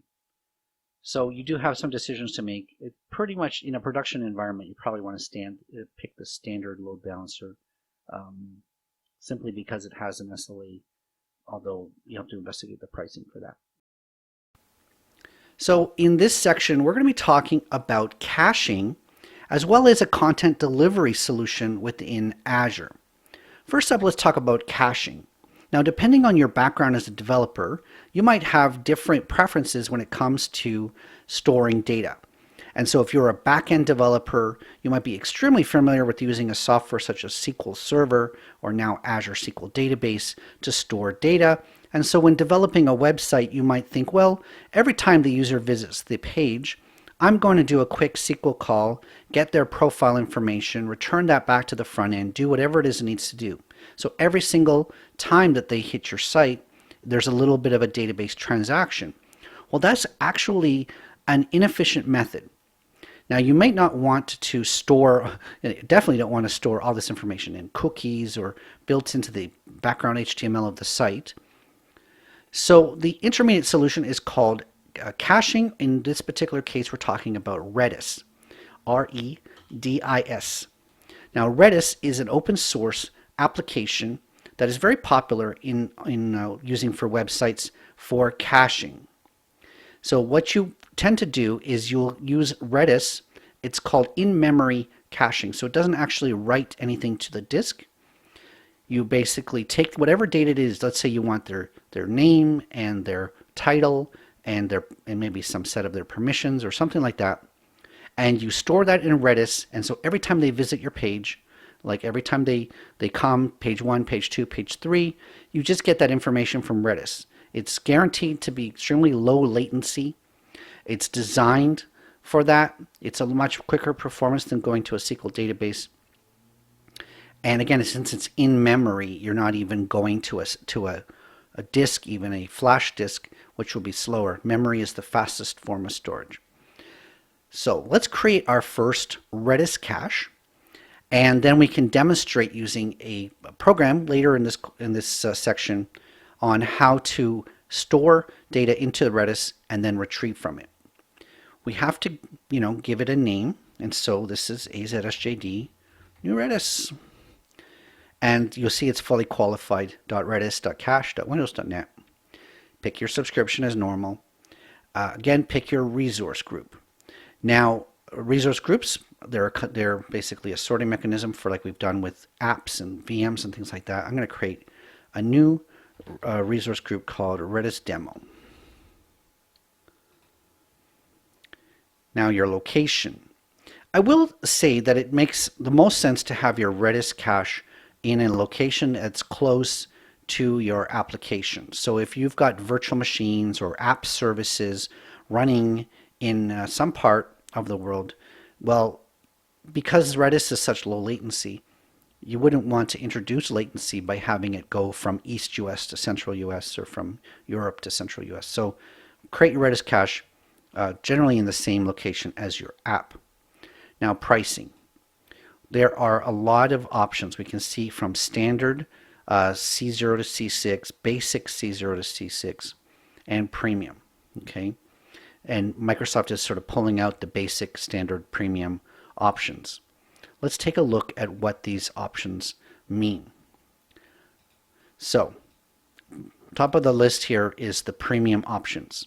We can see it's rating from about $500 a month from P1 all the way up to $11,500 $500 a month from P5. So these servers are not exactly cheap at the premium level. But for that, you're getting 6 to 120 gigabytes of cache. And remember, this is in-memory cache.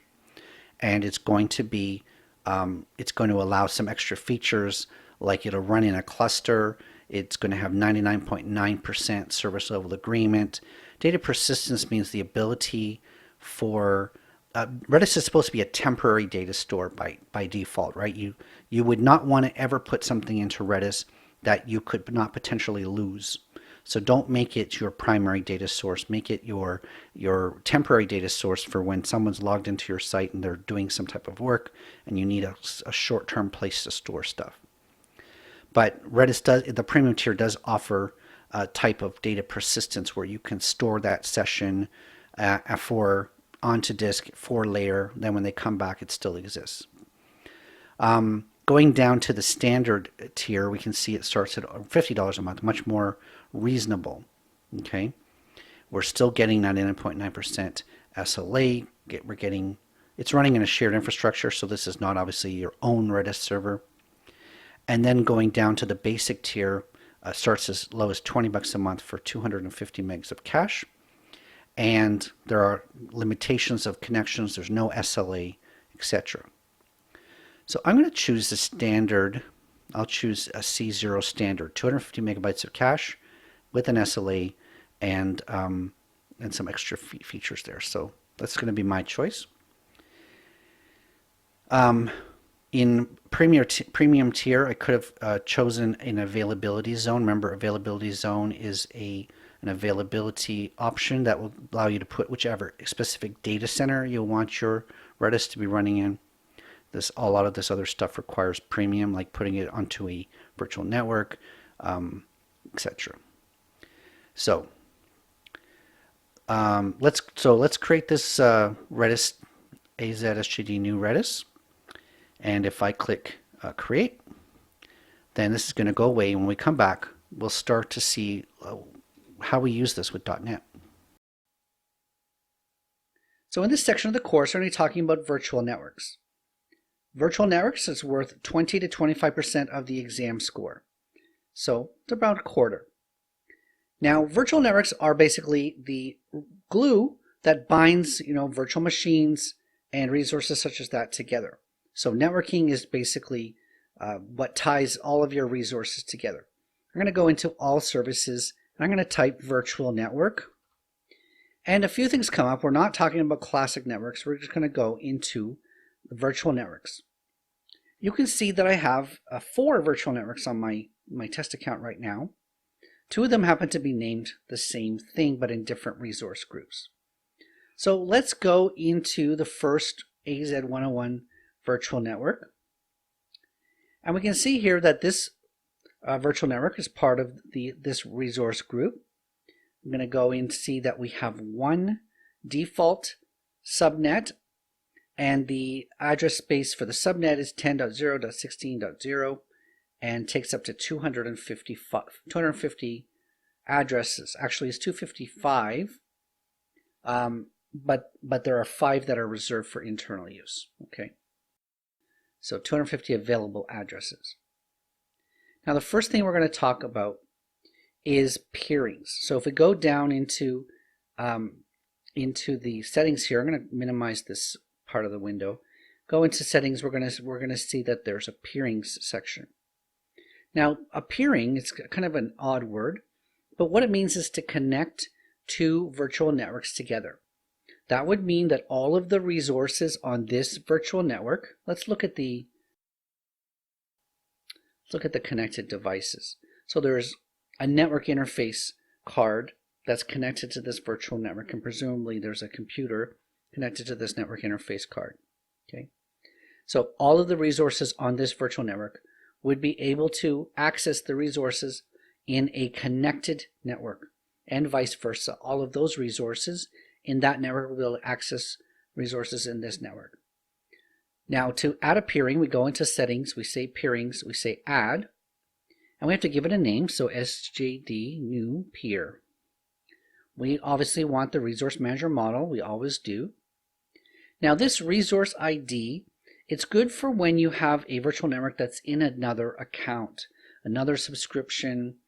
So if you do not have access to this within this subscription, but you have it in another subscription, you can put the resource ID in directly. But if it's in this subscription, I can just choose the subscription and I can choose from the list. This AZ101 VNet is the one that we're working on, so let's choose the other one. We're going to get an error message when we do this. The error message we get is that the IP address range of the second network is actually identical to the IP address range of this network we're working on. So this 10.0.16.0 exists in both networks, and so obviously you can't connect two networks together if the IP address ranges are the same. So we're going to have to basically create a new virtual network that does not use these IP address ranges so that they're unique between them. Now we're going to just change it to a different network. I'm going to choose AZ-SJG new VNet, and that uses a different IP address range and there's no conflict. Now remember we said that when we connect these two networks to each other, one of the things we can do optionally is to allow them to access each other's resources, and here's the switch enabled by default, or to disable virtual network access between them. This next option is called allow forwarded traffic. So if you think about the scenario where you have this network connected to another, and then you have that other network connected to a third network, well, can you travel from this network to the third network? Okay, they're not directly connected, but there's an in-between.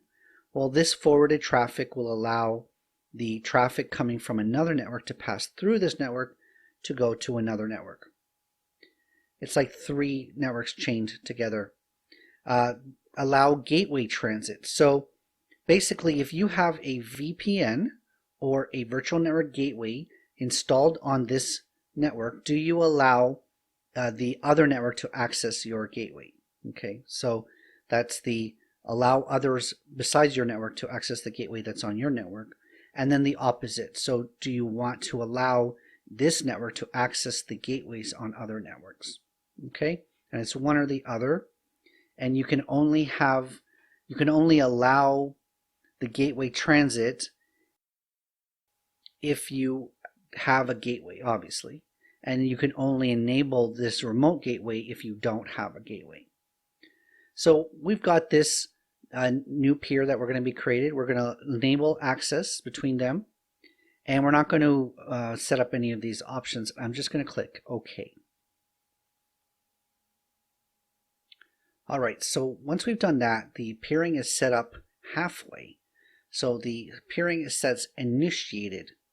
What we need to do is now go over to the other resource and set up the peering in the other direction in order for it to be connected. So we're going to close this. We're going to go into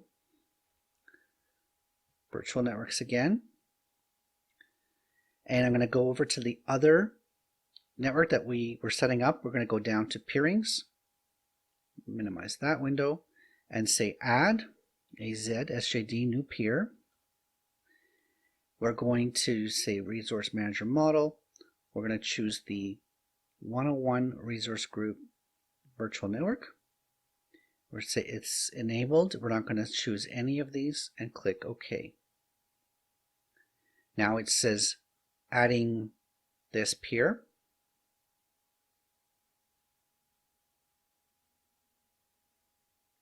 Going to leave this section, come back to it, and now the peer is connected. See, it was initiated before and it's connected because I've set it up in both directions. So now we have basically devices that are on each network. Now there's no devices on this one, but devices on each network could access each other because we've set up peering between the two networks. Now there is a definition. You will hear VNet to VNet peering. That's when two VNets are in the same region. And then the other one is global peering, and that is when the two virtual networks are not in the same region. Okay, process of setting them is the same, but you're just going to get a different set of performance criteria if they're in the same region versus they're in different regions. If two VNets are in the same region and you connect them, Microsoft claims that there is no performance hit, and basically the connections between the resources will appear as quick, with no lag time, as if they were on the same network. Obviously, in a global situation, you're encountering more hops. Data is traveling many hundreds of miles to get those between those resources, and you cannot say a global peering has the same performance. But within the same region, two resources on two different networks connected through peering should have this, an unmeasurable lag time between them, the same as if it's connected on the same network. So we're moving on to the last big objective within this exam, and that has to do with the way you connect Azure services to each other, to your own custom applications, to third-party services, all of the connector components. The first one that we're going to talk about is called a logic app. Now, a logic app is sort of the ultimate connector between one function over here and another function over there, and a web app and an API trigger that happens outside of Azure, etc. So it's basically a workflow program. If you're aware of Windows Workflow Foundation that runs on a server, Logic App is almost the internet Azure equivalent of a Workflow Foundation app, or SSIS in the database world. So if we go into the Logic App here and we say AZSJD first Logic App, put that into my normal subscription, and I'm going to create a brand new resource specifically for this. And we get to choose the location as usual. I'm going to put this into East US. Now we just came off of talking about logging and monitoring, so we could at this point turn on log analytics for this and put this into a log analytics workspace, so it's already ready to go. We can see the times that this logic app fires and the results of it, etc. So we're just going to hit the create button. Now, hitting the create button, the logic app's going to start off empty, of course. And so we're going to have to pick a trigger, and we're going to have to pick a number of actions. You're going to find this similar to the way that function apps work in terms of there being a trigger. But instead of writing custom code, it's going to be a lot of point and click. It's a very visual interface in terms of creating logic apps. So I'm going to let that run, and then when we come back, we'll be looking at our first logic app. Now, when you launch the logic app for the first time, you're basically thrown into this logic app designer. So we don't even get to see the logic app until we start to create it. Now, the logic app designer is basically, like I said, it's going to be a lot of point and click options to create logic apps. The really cool thing about this is you're going to be able to see there's a ton of templates, and it's not even necessarily all Azure related services. So you can get, based on your calendar, based on a timer, you can get reminders emailed to you to Outlook. Okay.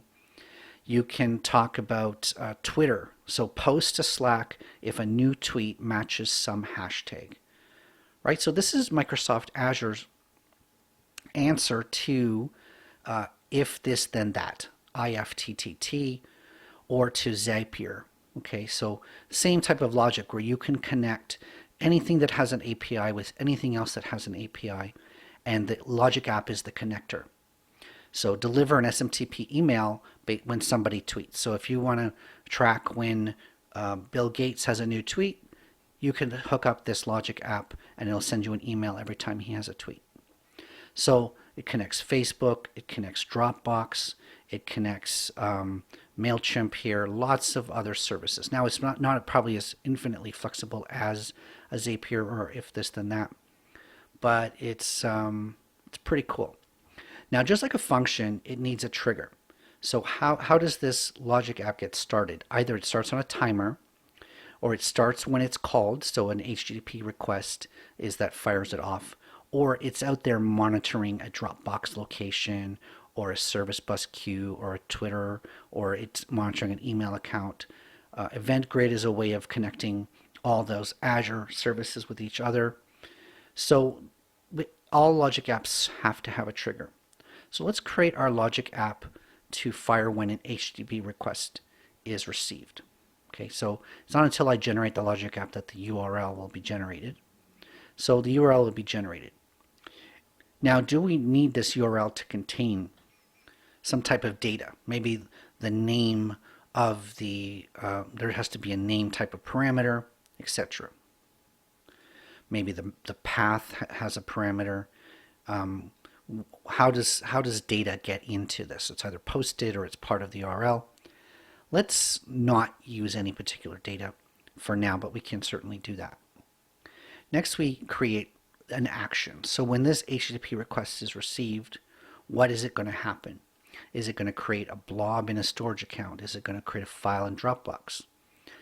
Or are we going to have some kind of if-then statement? So if the parameter is passed to this, then we're going to do that. Otherwise, it's going to do something else.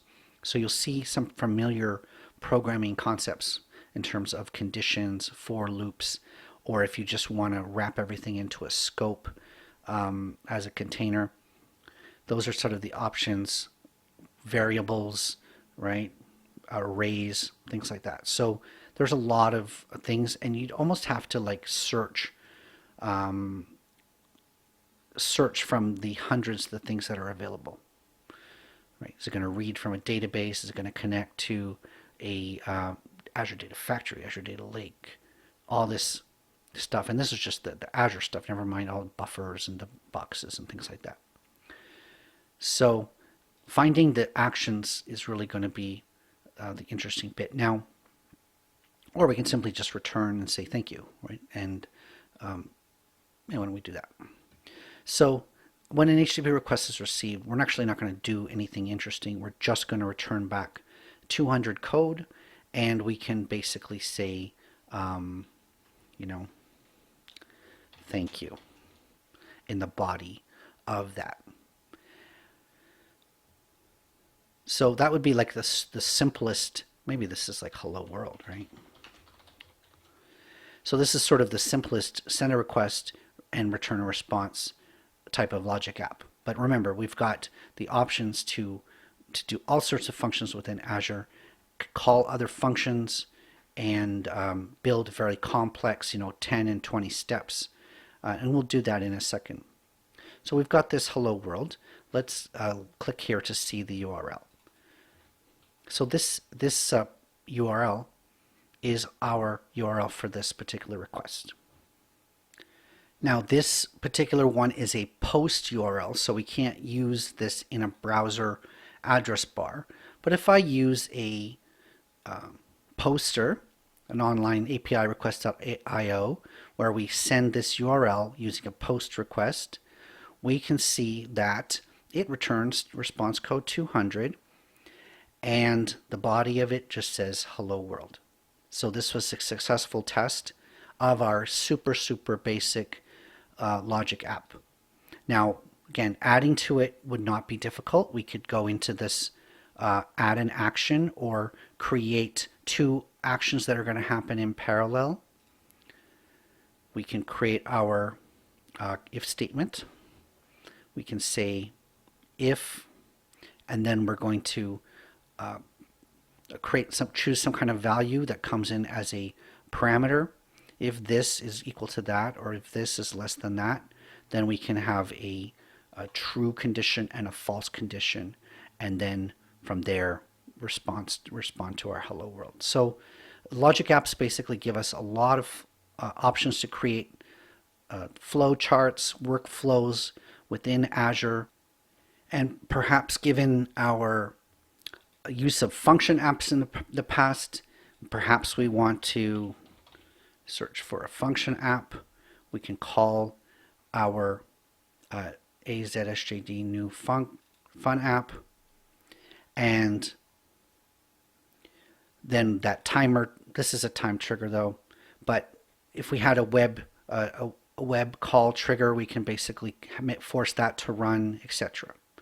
So you can create very complex pieces of logic, assuming that functions are small, meant to be focused on a single task, but then you can basically string them all together within a logic app.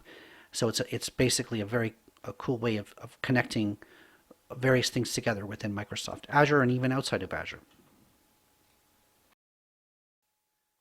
So in this video, we're going to talk about that section of the requirements that says to manage Azure AD objects, specifically users, groups, and devices. Now we can see into this Azure Active Directory account. I'm still running at the premium P2 level. I'm still on that trial. On the left, we have different things that we can manage, including users, groups, and devices. So let's start off by creating a group. Now I've been working with the accounting group up till now, but let's start up with a new group. Let's call this the security group. Let's call these the developers. Of course, you can optionally give this a description, but this is the IT department. And how do people join this group? Well, we're going to have assigned group members for this particular group. Right now, there are none, and we're not going to add any yet. So creating a group is as simple as giving it a name and choosing the group type being security and membership type being assigned. Okay. We go back up to the Active Directory. Creating users is just as simple, really. So we go up to here. We have new users, and we also have guest users, which are external users. We'll talk about that in a second. But if I go into the new user section, and I'm going to call this Joe Green, and the user ID has to belong to a domain name that is associated with this Active Directory. So I said before, if I want to make Joe Green joegreen@gmail.com, that will get rejected because Gmail is not a verified domain, and it will never be because Google owns it. So this will have to be a domain name associated with this Active Directory. For this particular one, which I've upgraded to P2, the only domain name is scottstestaccount.onmicrosoft.com. Okay, I did a custom domain earlier, but that custom domain is associated with a different Active Directory. Now, at this point, we can associate Joe Green with the developers group. And now we can start to make decisions when we're doing role-based access control that developers have access to these resources, etc. It's assigned a password to him. I can click Show Password, see this. Joe would then have to modify his password, but I'm not going to do that at the moment. So now we've created Joe Green, and he is a member. I've created him, added him manually. Go back to the groups. We go into developers. We can see now that there is one member, and if we go into the membership, that Joe Green is a member. So we've very easily added users and added groups. Now let's go back to the users. We talked about this concept of the guest user. So within Active Directory, we have this domain name that is associated with it. It could be multiple domain names. In our case, remember, it was scottstestaccount.onmicrosoft.com. But what if we did want to invite Joe Green? I don't know if this is a real person. It must be. Through his Gmail account. Well, that would be a guest user. Okay, so this is what is called B2B. Basically, we can send him an invitation, and he can authenticate and log in to our Active Directory into any applications that use it using this account. But he's going to be invited by email to do that. And then that person gets an email such as this.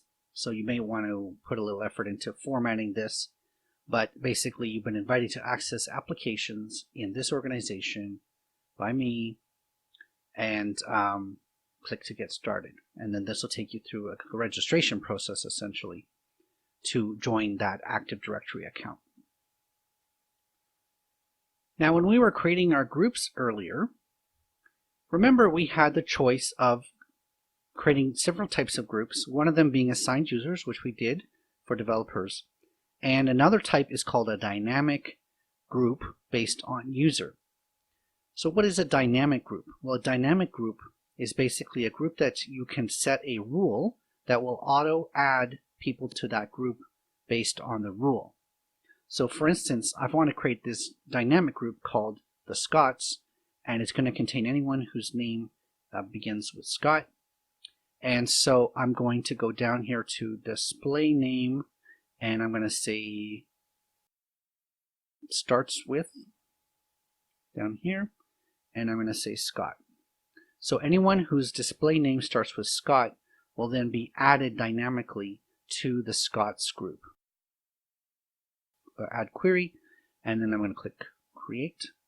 And so it's going to create this dynamic group, and you can do that not only based on their attributes as a user, but also the attributes of their devices, which we haven't really talked about devices yet. You can see here I created a group for Joe's, and it's a dynamic group, the same rules as the Scott group. And so anyone whose display name starts with the word letters J-O-E got added dynamically to the Joe's. And if I was to create another user, call him Joe, he would also be part of the Joe's group. So now we can control. Now this is obviously a simple example based on their name, but imagine we have a number of other properties that we know about users, especially if you synchronize this with your on-premises Active Directory. And then you can create dynamic groups based on their job title, based on their role within the organization, etc. So in this section of the course, we're going to be talking about the scaling of apps and services within the cloud. Scaling refers to the ability to dynamically grow when the demand for your application grows and dynamically scale back or shrink when the demand for your application goes down. It is completely normal that on a day-to-day, week-to-week basis that the demand for your application is going to go up and down. Maybe there's certain days of the week that are more busy for you compared to others. Maybe a Monday is a slow day and Friday is a busy day. Maybe there's certain times of year during Thanksgiving or during tax season or during the summer or during the winter when your application is just naturally in greater demand than in other times of the year. And so using a scaling technique is going to allow you to take advantage of that. It's one of the benefits of the cloud that you can actually programmatically grow your application to a larger size to accommodate more traffic and then shrink it back down when that traffic goes away. So it's nothing to be afraid of, and it's actually one of the greater benefits of moving to the cloud. This is going to be a big money-saving technique as well as a performance technique. Your users are going to see less slowdowns when your application scales to meet higher demand, and then the billing department or the finance department is going to see lower bills because you don't have to have a massive amount of computing power standing by doing nothing, waiting for that traffic to come. If we look at an example here, we can look at this app service that we were playing with in a previous section. I can go into the app service. Now, I'm running on the free plan right now, and the free plan actually does not have scaling options, right? If you're running on the free plan, it kind of makes sense that scaling is not something that they offer. So if I go into the scale up, we'll see there's two options here, scale up and scale out. Let me define these terms. Scale up means moving either up or down to either a bigger plan, a more expensive plan, or moving down to a cheaper plan or a smaller plan. Now we're already on the free account, we're on the smallest plan, there's no moving down from here. But if I wanted to move to the basic tier, then that would be scaling up from the F tier to the B tier. One of the benefits of moving to the B tier, it says right here, is manual scaling. This allows me to have up to 3 instances running on the same server, essentially. So I'm going to actually do that. I will go to the basic tier for now.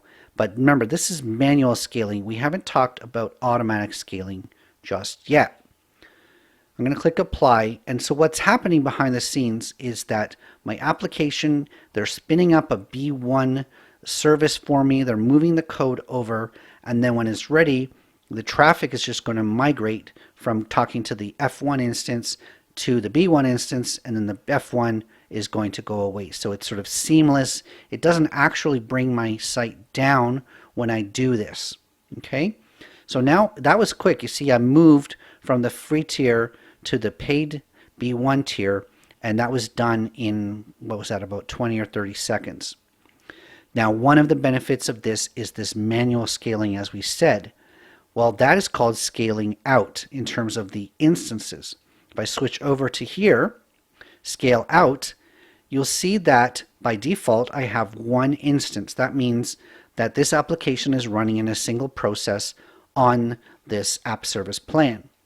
Now I can just drag this bar across and I can get 2 instances or 3 instances going. And that would mean that there would be 3 copies of this application running in the same app service plan. If I did that, click Save, it's basically going to start up 2 more instances, 2 more copies of this application, and we can see that it has done that. Took about 5 or 10 seconds to go from 1 to 3. Now it does make a note that autoscale is not supported in the basic tier. So this is the manual scaling option. If I was experiencing a lot of traffic, I can go up to 3 instances or 2 instances. If it's traffic goes away, I can scale back down to 2 or 1. That's all manually. That's basically me realizing that this is happening. Maybe we can go to the overview page and we can look at the requests coming in, the data coming in, and how the response time, maybe the best metric here is the response time. Is the application able to handle the requests that are coming to it? Okay, so we've scaled up to the basic plan. We've scaled out to 3 instances. I'm going to scale back down to 1 instance. And so again, what's going to happen is those 2 extra instances are going to be turned off and the charges for those will stop. Right, so I was getting charged for those extra 2 instances, and now I'm back down to just paying for 1. Let's talk about auto scaling. If I go, but I can't do that on the basic plan. So I'm going to go back to the scale up option, and we're going to have to switch up to a production level tier. Looking at the features, the standard plan has auto scaling up to 10 instances. Auto scaling. That means that we can programmatically set reasons for it to scale up. We don't have to be paying attention to it.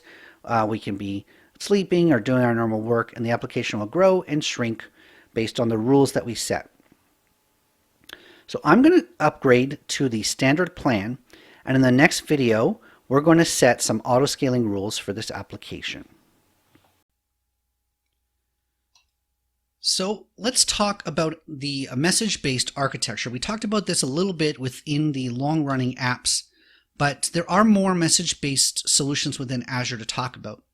Now, one of the ways that you can send messages within Azure is called SendGrid. Now, SendGrid is basically an email delivery service. You can go into the Azure portal, and if you search the marketplace for mail, you can see SendGrid as one of the options.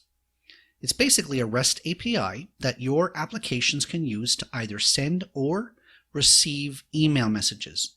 It is scalable. You can use it for sending a single message or for dozens of messages, hundreds of messages, thousands of messages. Now, SendGrid is a third party. It is included in the exam requirements, but it's not actually a Microsoft service. Again, it can process incoming mail. So if you need your programs to monitor an email address, it can connect to SMTP and read the emails, and then basically you can do your processing based on the contents of those. And because it is a third-party service, you actually need a SendGrid account. When you go into Azure to create your SendGrid account, there are limits to the number of SendGrid accounts that you can have, etc. We talked about Event Grid in the last video, so I'm not going to do it again, but basically it's part of this section. So review the last video.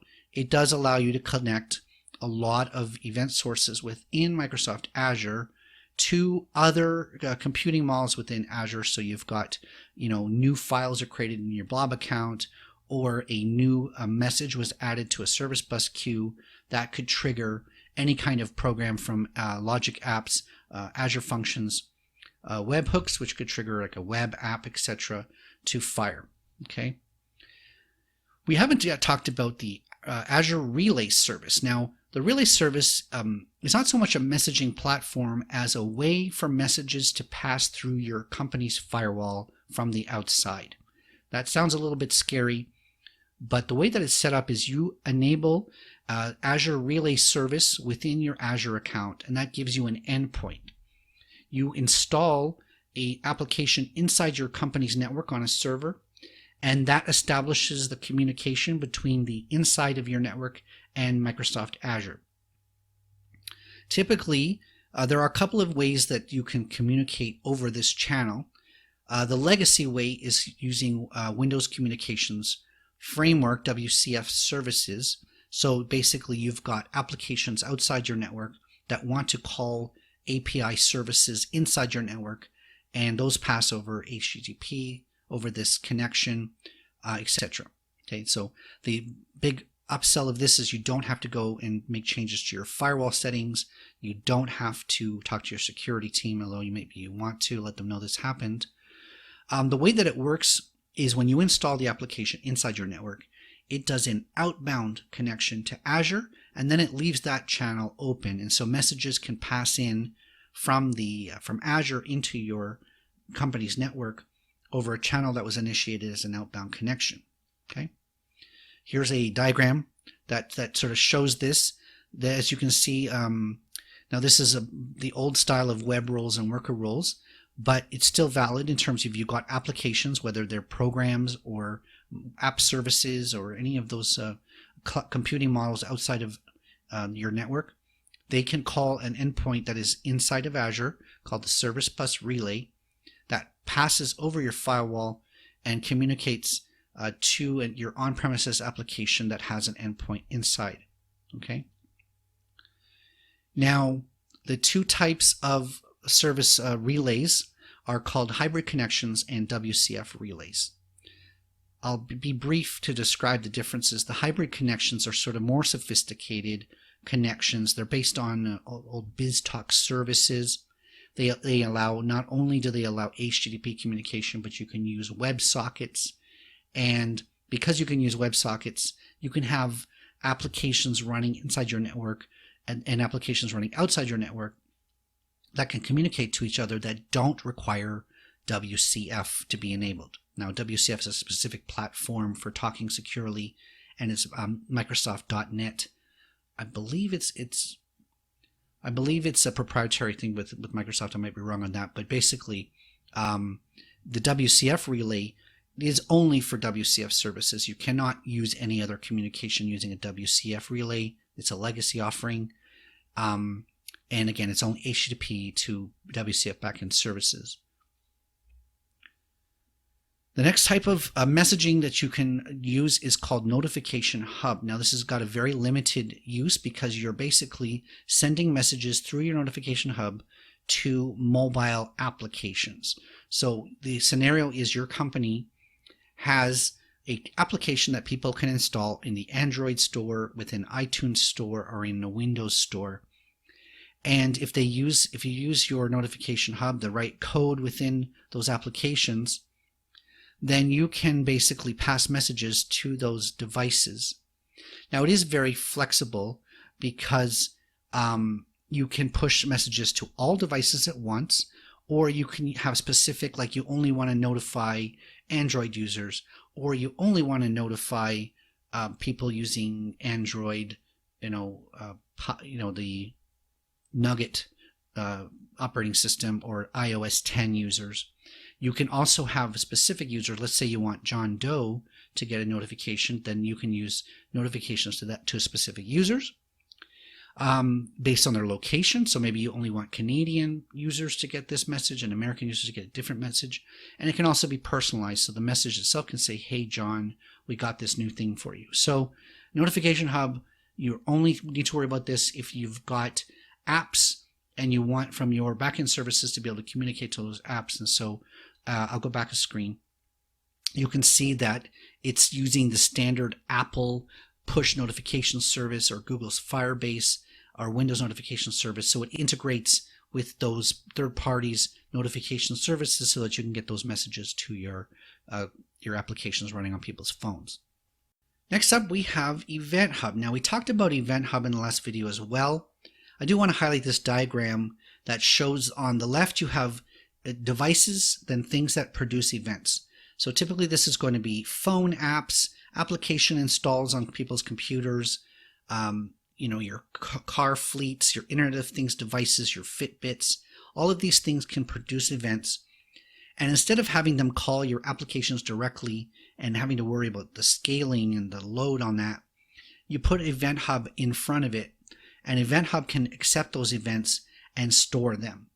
And so now on the right side, you have receivers who receive events, and they do so on their own terms. Just like in a service bus situation, the load on the left doesn't affect the load on the right. The Event Hub protects it. Okay. Important to also know that messages can actually come in order if you design it that way, right? So if you need to message 1 to be before message 2 to be before message 3, then Event Hub supports that. So this is called a big hub, a big data streaming platform. Receives messages from millions of producers like your car, fitness trackers, thermostat, etc. Supports HTTPS and the AMQP protocols. And like I said, you can do them same order. Service bus. We talked about service bus in the last video as well. But again, it's part of this section. I'll bring it up again. It's enterprise grade messaging service. And it does support those 2 different delivery guarantees. So the at least once guarantee and the at most once guarantee. This makes it different than the storage queues. Finally, in part of this messaging section is the Microsoft Graph. You may not have heard of this, but the Microsoft Graph API is designed for interacting with Microsoft's Office 365 platform and now Windows 365, etc. Office 365 has Outlook, and so basically as an alternate to the SendGrid email platform, you can use Microsoft Graph to connect to Outlook in Office 365, and it can send emails or receive emails, etc. So this is just another API Microsoft provides for interacting. Now, I don't have any particular other than the fact that you need a SendGrid account, you need to pay SendGrid as a subscription for the number of emails that you use. Microsoft Graph being a part of Microsoft's suite of APIs, they will support it. Office 365, millions upon millions of users of Office 365. So those are the compare and contrast between the two. I don't think there's an official recommendation. Of course, they're promoting SendGrid. It's a very popular way of sending emails. Microsoft Graph to connect to Office 365 is also not a bad idea either. So here's the TLDR from this section. We're talking about messaging, basically messaging platforms and designing your applications in using messaging. When you are using messaging, you're basically going to be developing highly available and responsive apps. This allows you to disconnect the load that the front-end application is receiving from the load that the rest of the application needs to deal with. And that way you can only, if you make the front-end application extremely thin, then you can scale it. It's very inexpensive to scale.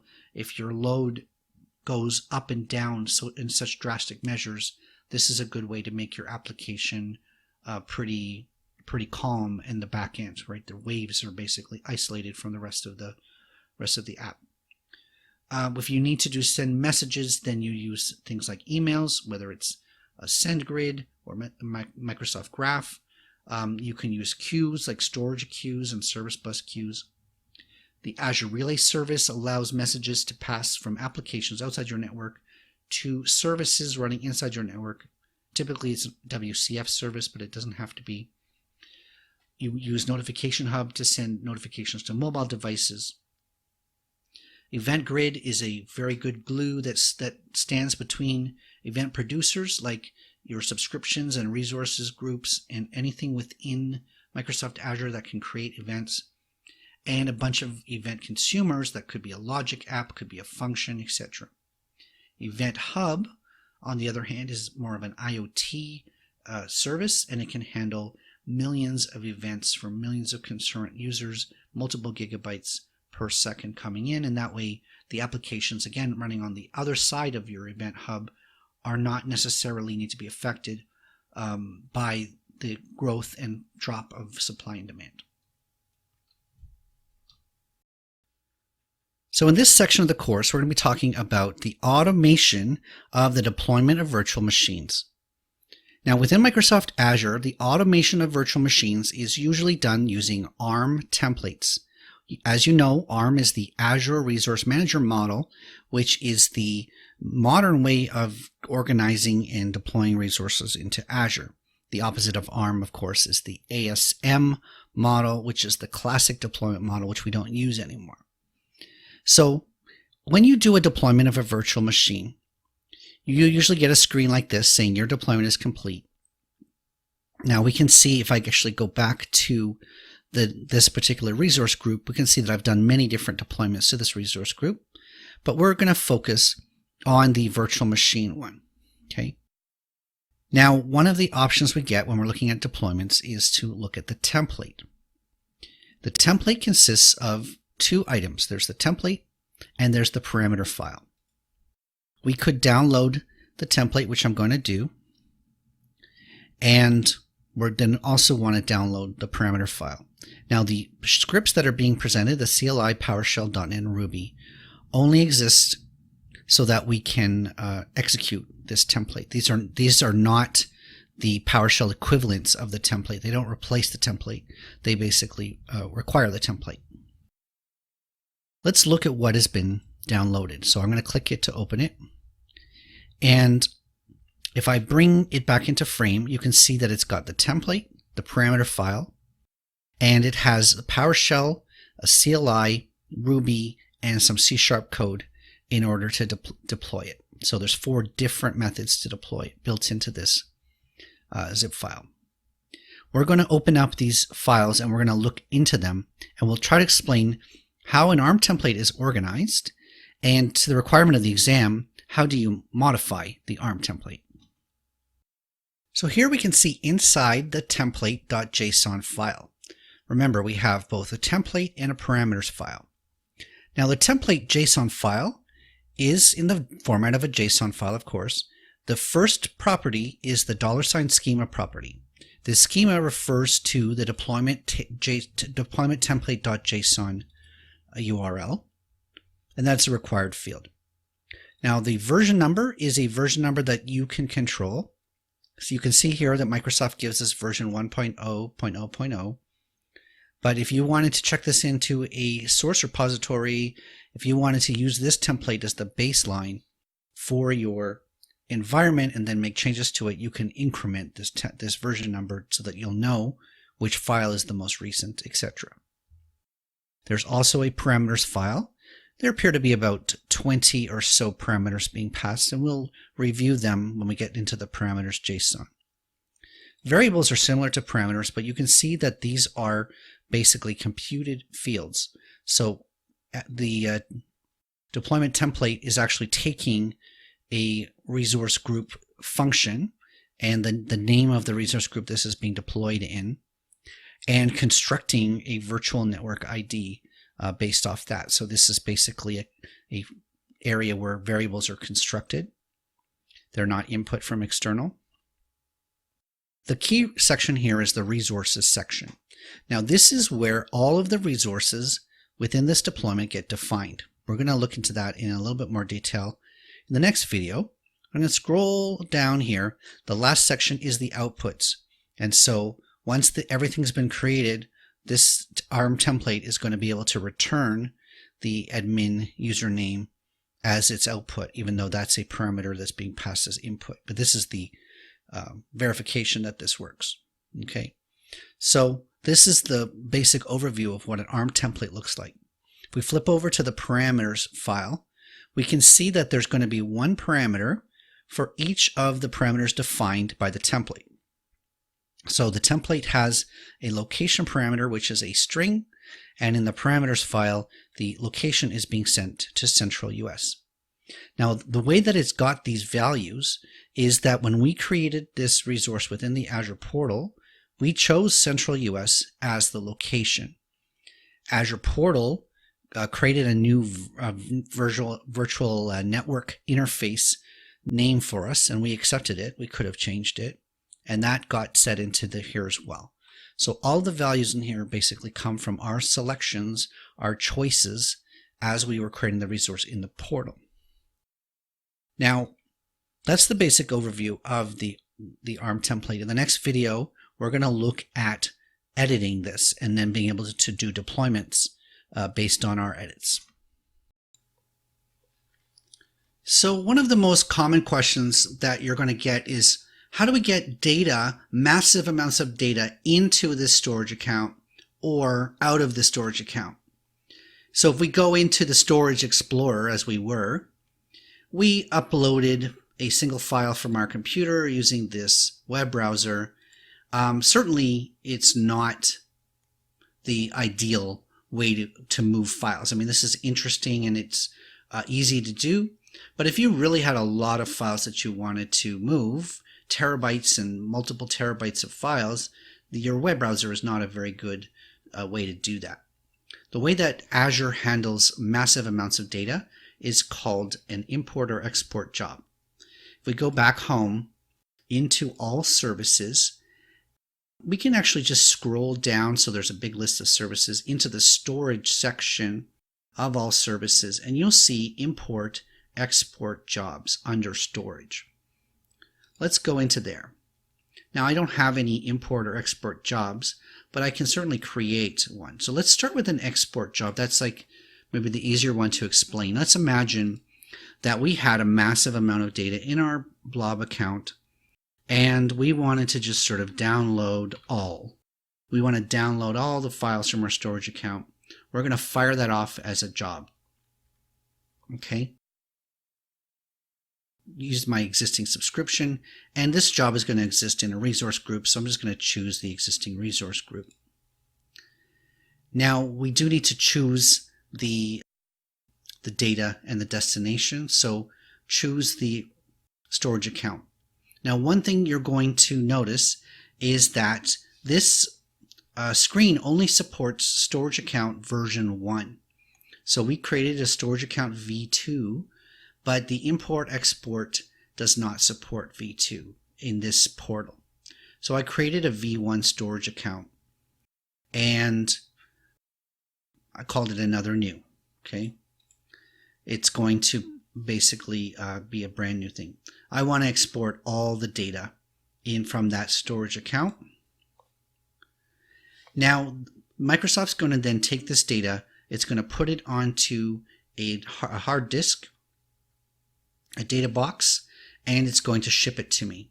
So basically, I'm going to choose FedEx. I'm going to enter my FedEx business account number, my personal details, street address, etc. And basically, I can basically get this hard drive to me through the postal service. Finally, once I'm done with it, Microsoft's going to export the data, put it onto this disk, FedEx it to me. I'm going to receive it. I'm going to be able to copy that data from the hard disk into my environment, and I'm going to have to basically ship their box back.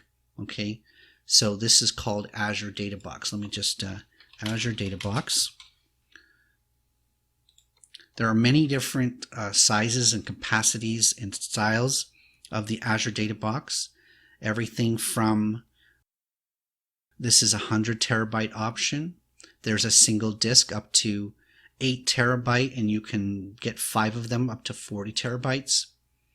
And finally, they've got this this massive storage container. It is it's got wheels. It has up to 1 petabyte of data. Okay, so you basically, Microsoft will ship this to you. You get your data off of it, and then you ship it back to them. Now, the same is true in reverse. Okay, if I go out of this, I'm going to cancel my job. If I was to create an import job, I'm going to give it a name. So import data. It's going to the job itself exists within a resource group. And the thing is, I need to prepare a what's called a journal file. Now this import export tool is called WA Import Export V1. Okay, I have a link here, so we can download this tool. This tool prepares your hard disk in your local environment for uploading to Azure through this data box service. So you have to download this software, you have to run it, and it's going to generate what's called a journal file. And so you're going to upload the journal file into here. Okay, it's going to then know what data that you want. Again, you can choose your import destination. It only supports storage account V1 in this instance, and then it's basically they're going to ship me out an empty data box, and I'm going to upload my data into it, and then I'm going to ship it back to them, and then Microsoft's going to take the data, it's going to put it into the storage account as I requested, and then notify us that the data is ready. Okay, so the WA import export software is required in order to prepare your local files to be uploaded. So this is basically when you've got data that's so big that 5 terabytes, 8 terabytes, you don't want to use your browser to upload it, then you're going to basically ship hard disks through FedEx. So in this section, we're going to talk about some identity security services, particularly multi-factor authentication. Now, what is multi-factor authentication? Now, one of the big challenges with security these days is that people have user IDs and passwords, and no matter how complicated your password is, if it's 16 digits, contains letters, numbers, symbols, capitals, and funny foreign letter characters in the same password, if that password gets lost, someone breaks into your computer and steals it, or something becomes easy to guess, etc., that allows somebody to log in as you and basically be able to take over what it is that you have control over. So a user ID and password is not entirely secure simply because it can be lost. Now, when you add another factor to it, then that becomes even more secure. In this case, when they're talking about multi-factor authentication, it's either having a device, whether it could be your phone, or in the old days they used to have key fobs with randomized numbers on them, or it could be a fingerprint or an eye scan, etc., retina scan. So the multi-factor authentication refers to having more than just your password as a way of authenticating.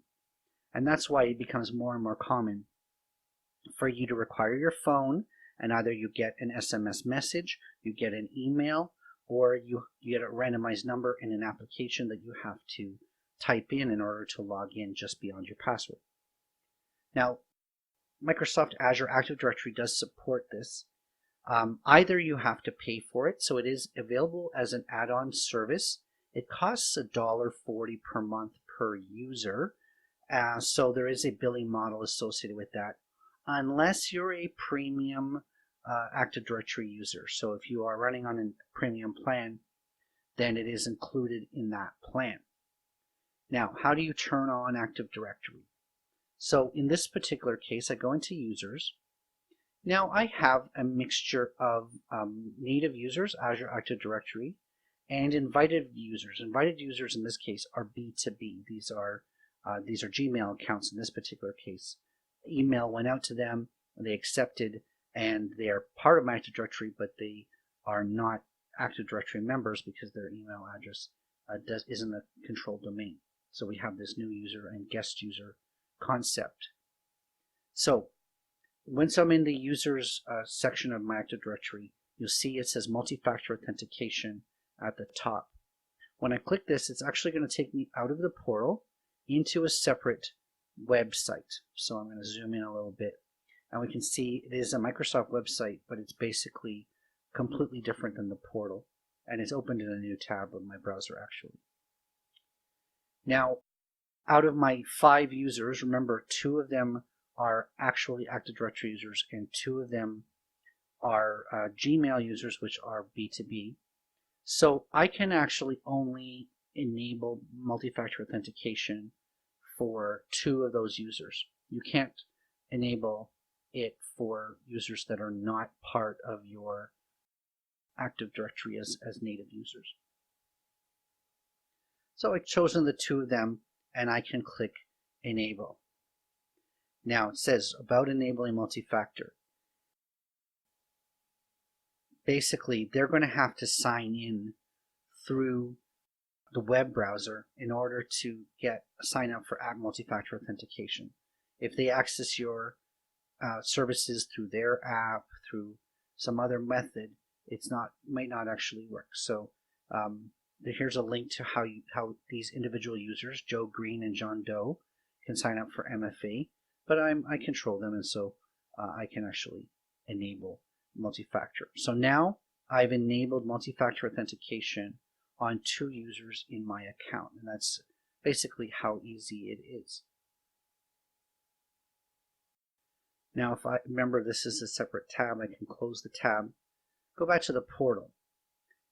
Now keep in mind that there is an impact on the support basically for your Active Directory. So now that you've got users that are forced to use multi-factor authentication, what you're going to end up with doing is people have their ID, they have their password, but they don't have their phone. Their battery has died, they lose their phone, or they changed their phone number, but they didn't migrate their multi-factor authentication. So there is another point of support once you make it more complicated for people to log in. But remember, security is not about convenience. Security in some ways is the opposite of convenience, because the more convenient you make something, the less secure it generally is. You're going to have to introduce things like this, having to have your phone to answer an SMS text or an app in order to log into your system as a way to increase security. So in this section, we're going to be talking about some advanced networking within Microsoft Azure. And what we're going to talk about right now is what's called Network Performance Monitor, or NPM. The Network Performance Monitor is a cloud-based monitoring solution that allows you to monitor various parts of your network infrastructure. It allows you to monitor service endpoints, application endpoints, and even the performance of Microsoft's ExpressRoute. So this is basically going to allow you to detect errors, blocking any kind of black holes where traffic gets sent somewhere and nothing is on the end to receive it. So basically it's an advanced monitoring solution for your network, and again, it does include on-premises monitoring. I'm going to click the Create button here. Now it's part of the Microsoft's Operations Management Suite, or OMS, and it does require a workspace, OMS workspace, to work from. Now I happen to have one created already, but you can certainly create a brand new workspace. A workspace for OMS is basically just a repository where all of the log files, and there's a storage account associated with it. It's basically where everything is going to get sent. So I'm not going to create one. I'm going to just use my existing. Part of this already has some settings in terms of the log analytics workspace. So I'm going to click Create on that. Now, like I said, Network Performance Monitor offers pretty much 3 basic capabilities. Let's go into the settings and we can look at them. So the 3 main capabilities of Network Performance Monitor is the Performance Monitor aspect, what's called Service Connectivity Monitor, which has to do with Office 365 and other services, and ExpressRoute Monitor. Let's go to the Performance Monitor. Now, the only choice we have to make here is between using TCP for the transactions or ICMP. ICMP, as it says, is simple to set up, but is less accurate for monitoring packet loss and network latency. So it's sort of the simpler but less accurate option. If you choose ICMP, you can always switch to TCP later. The TCP option has more accuracy, but you need to do configuration of OMS agents. Okay, TCP is not supported on Windows client-based nodes. So we can see the different options for monitoring performance.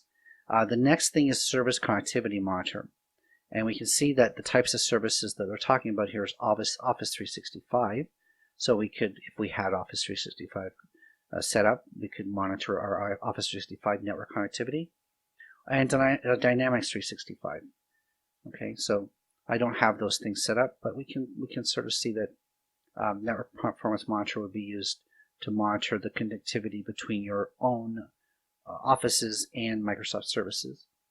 And finally is the express route. Now I don't have express route circuits on my account either, but if you did have an express route circuit and you had the proper connectivity into your office, then you would need to set up your express route circuit,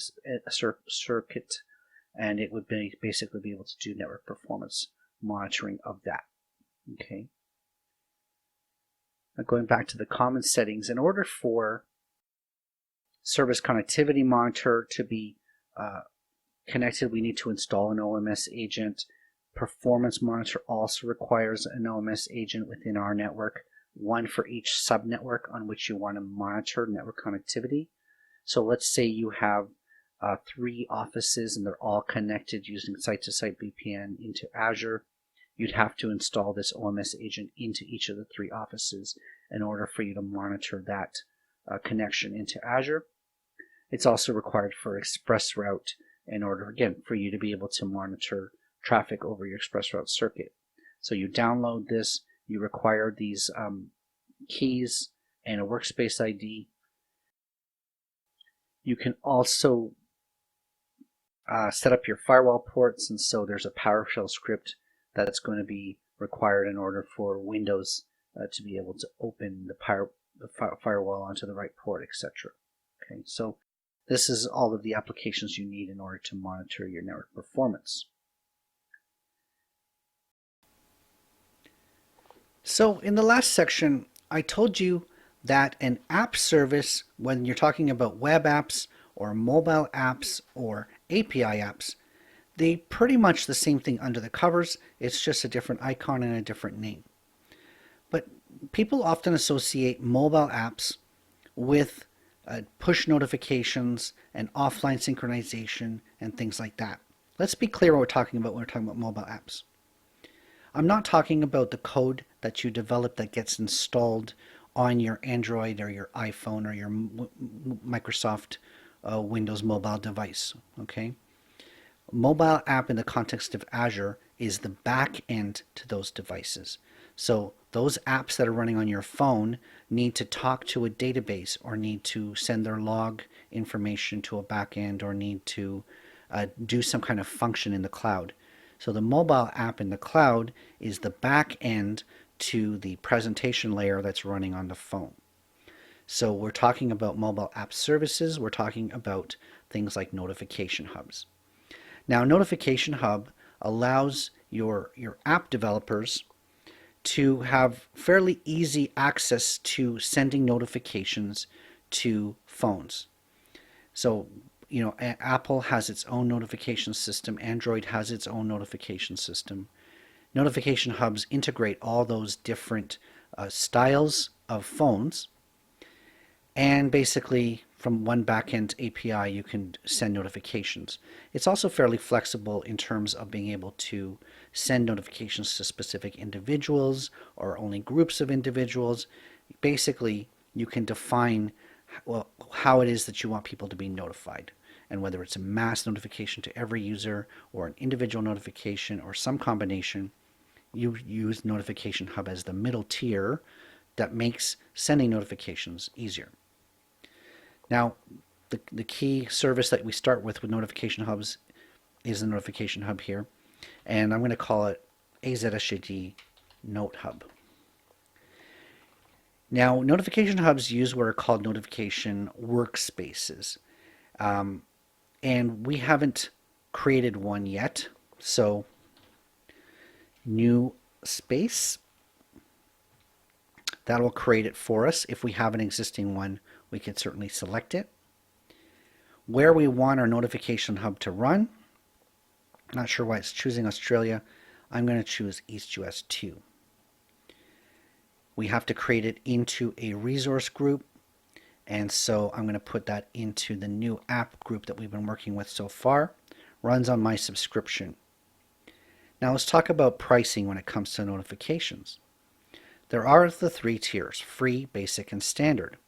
The free tier is quite generous. It includes 1 million notifications. So if you have, here we go, 500 active devices, these applications out on the web, have 500 people with your app, you can push notifications to them pretty much for free.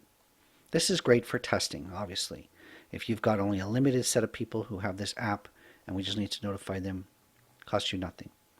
When we start dealing with real production scenarios, we're talking about 200,000 devices and 10 million notifications pushed. Okay, that's only $12 Canadian a month, which is probably $10 US a month. Then we get up to the standard level, which is 10 million devices and the 10 million pushes. So that's quite a lot of devices. If you're, running an application that needs to notify people, that's a lot of people. You also get additional features at this level, including telemetry, being able to do things bulk, having a scheduled pushes, so instead of needing to do it instantly. And multi-tenancy allows you to separate out your classes of applications, I guess, so that they don't interfere with each other and they have no access to each other's information. So obviously Microsoft wants you to use the standard tier for most of your real world production scenarios. Basic tier is obviously passable for 200,000 devices, probably good for corporate environments where you are developing corporate apps and you need to do notifications. This is probably quite good enough. And the free tier just for playing around like we do. Okay, that's great. Free tier is fine. So I'm going to create a notification hub. It's going to create a namespace for it, and it'll be in the East US region. Let that go.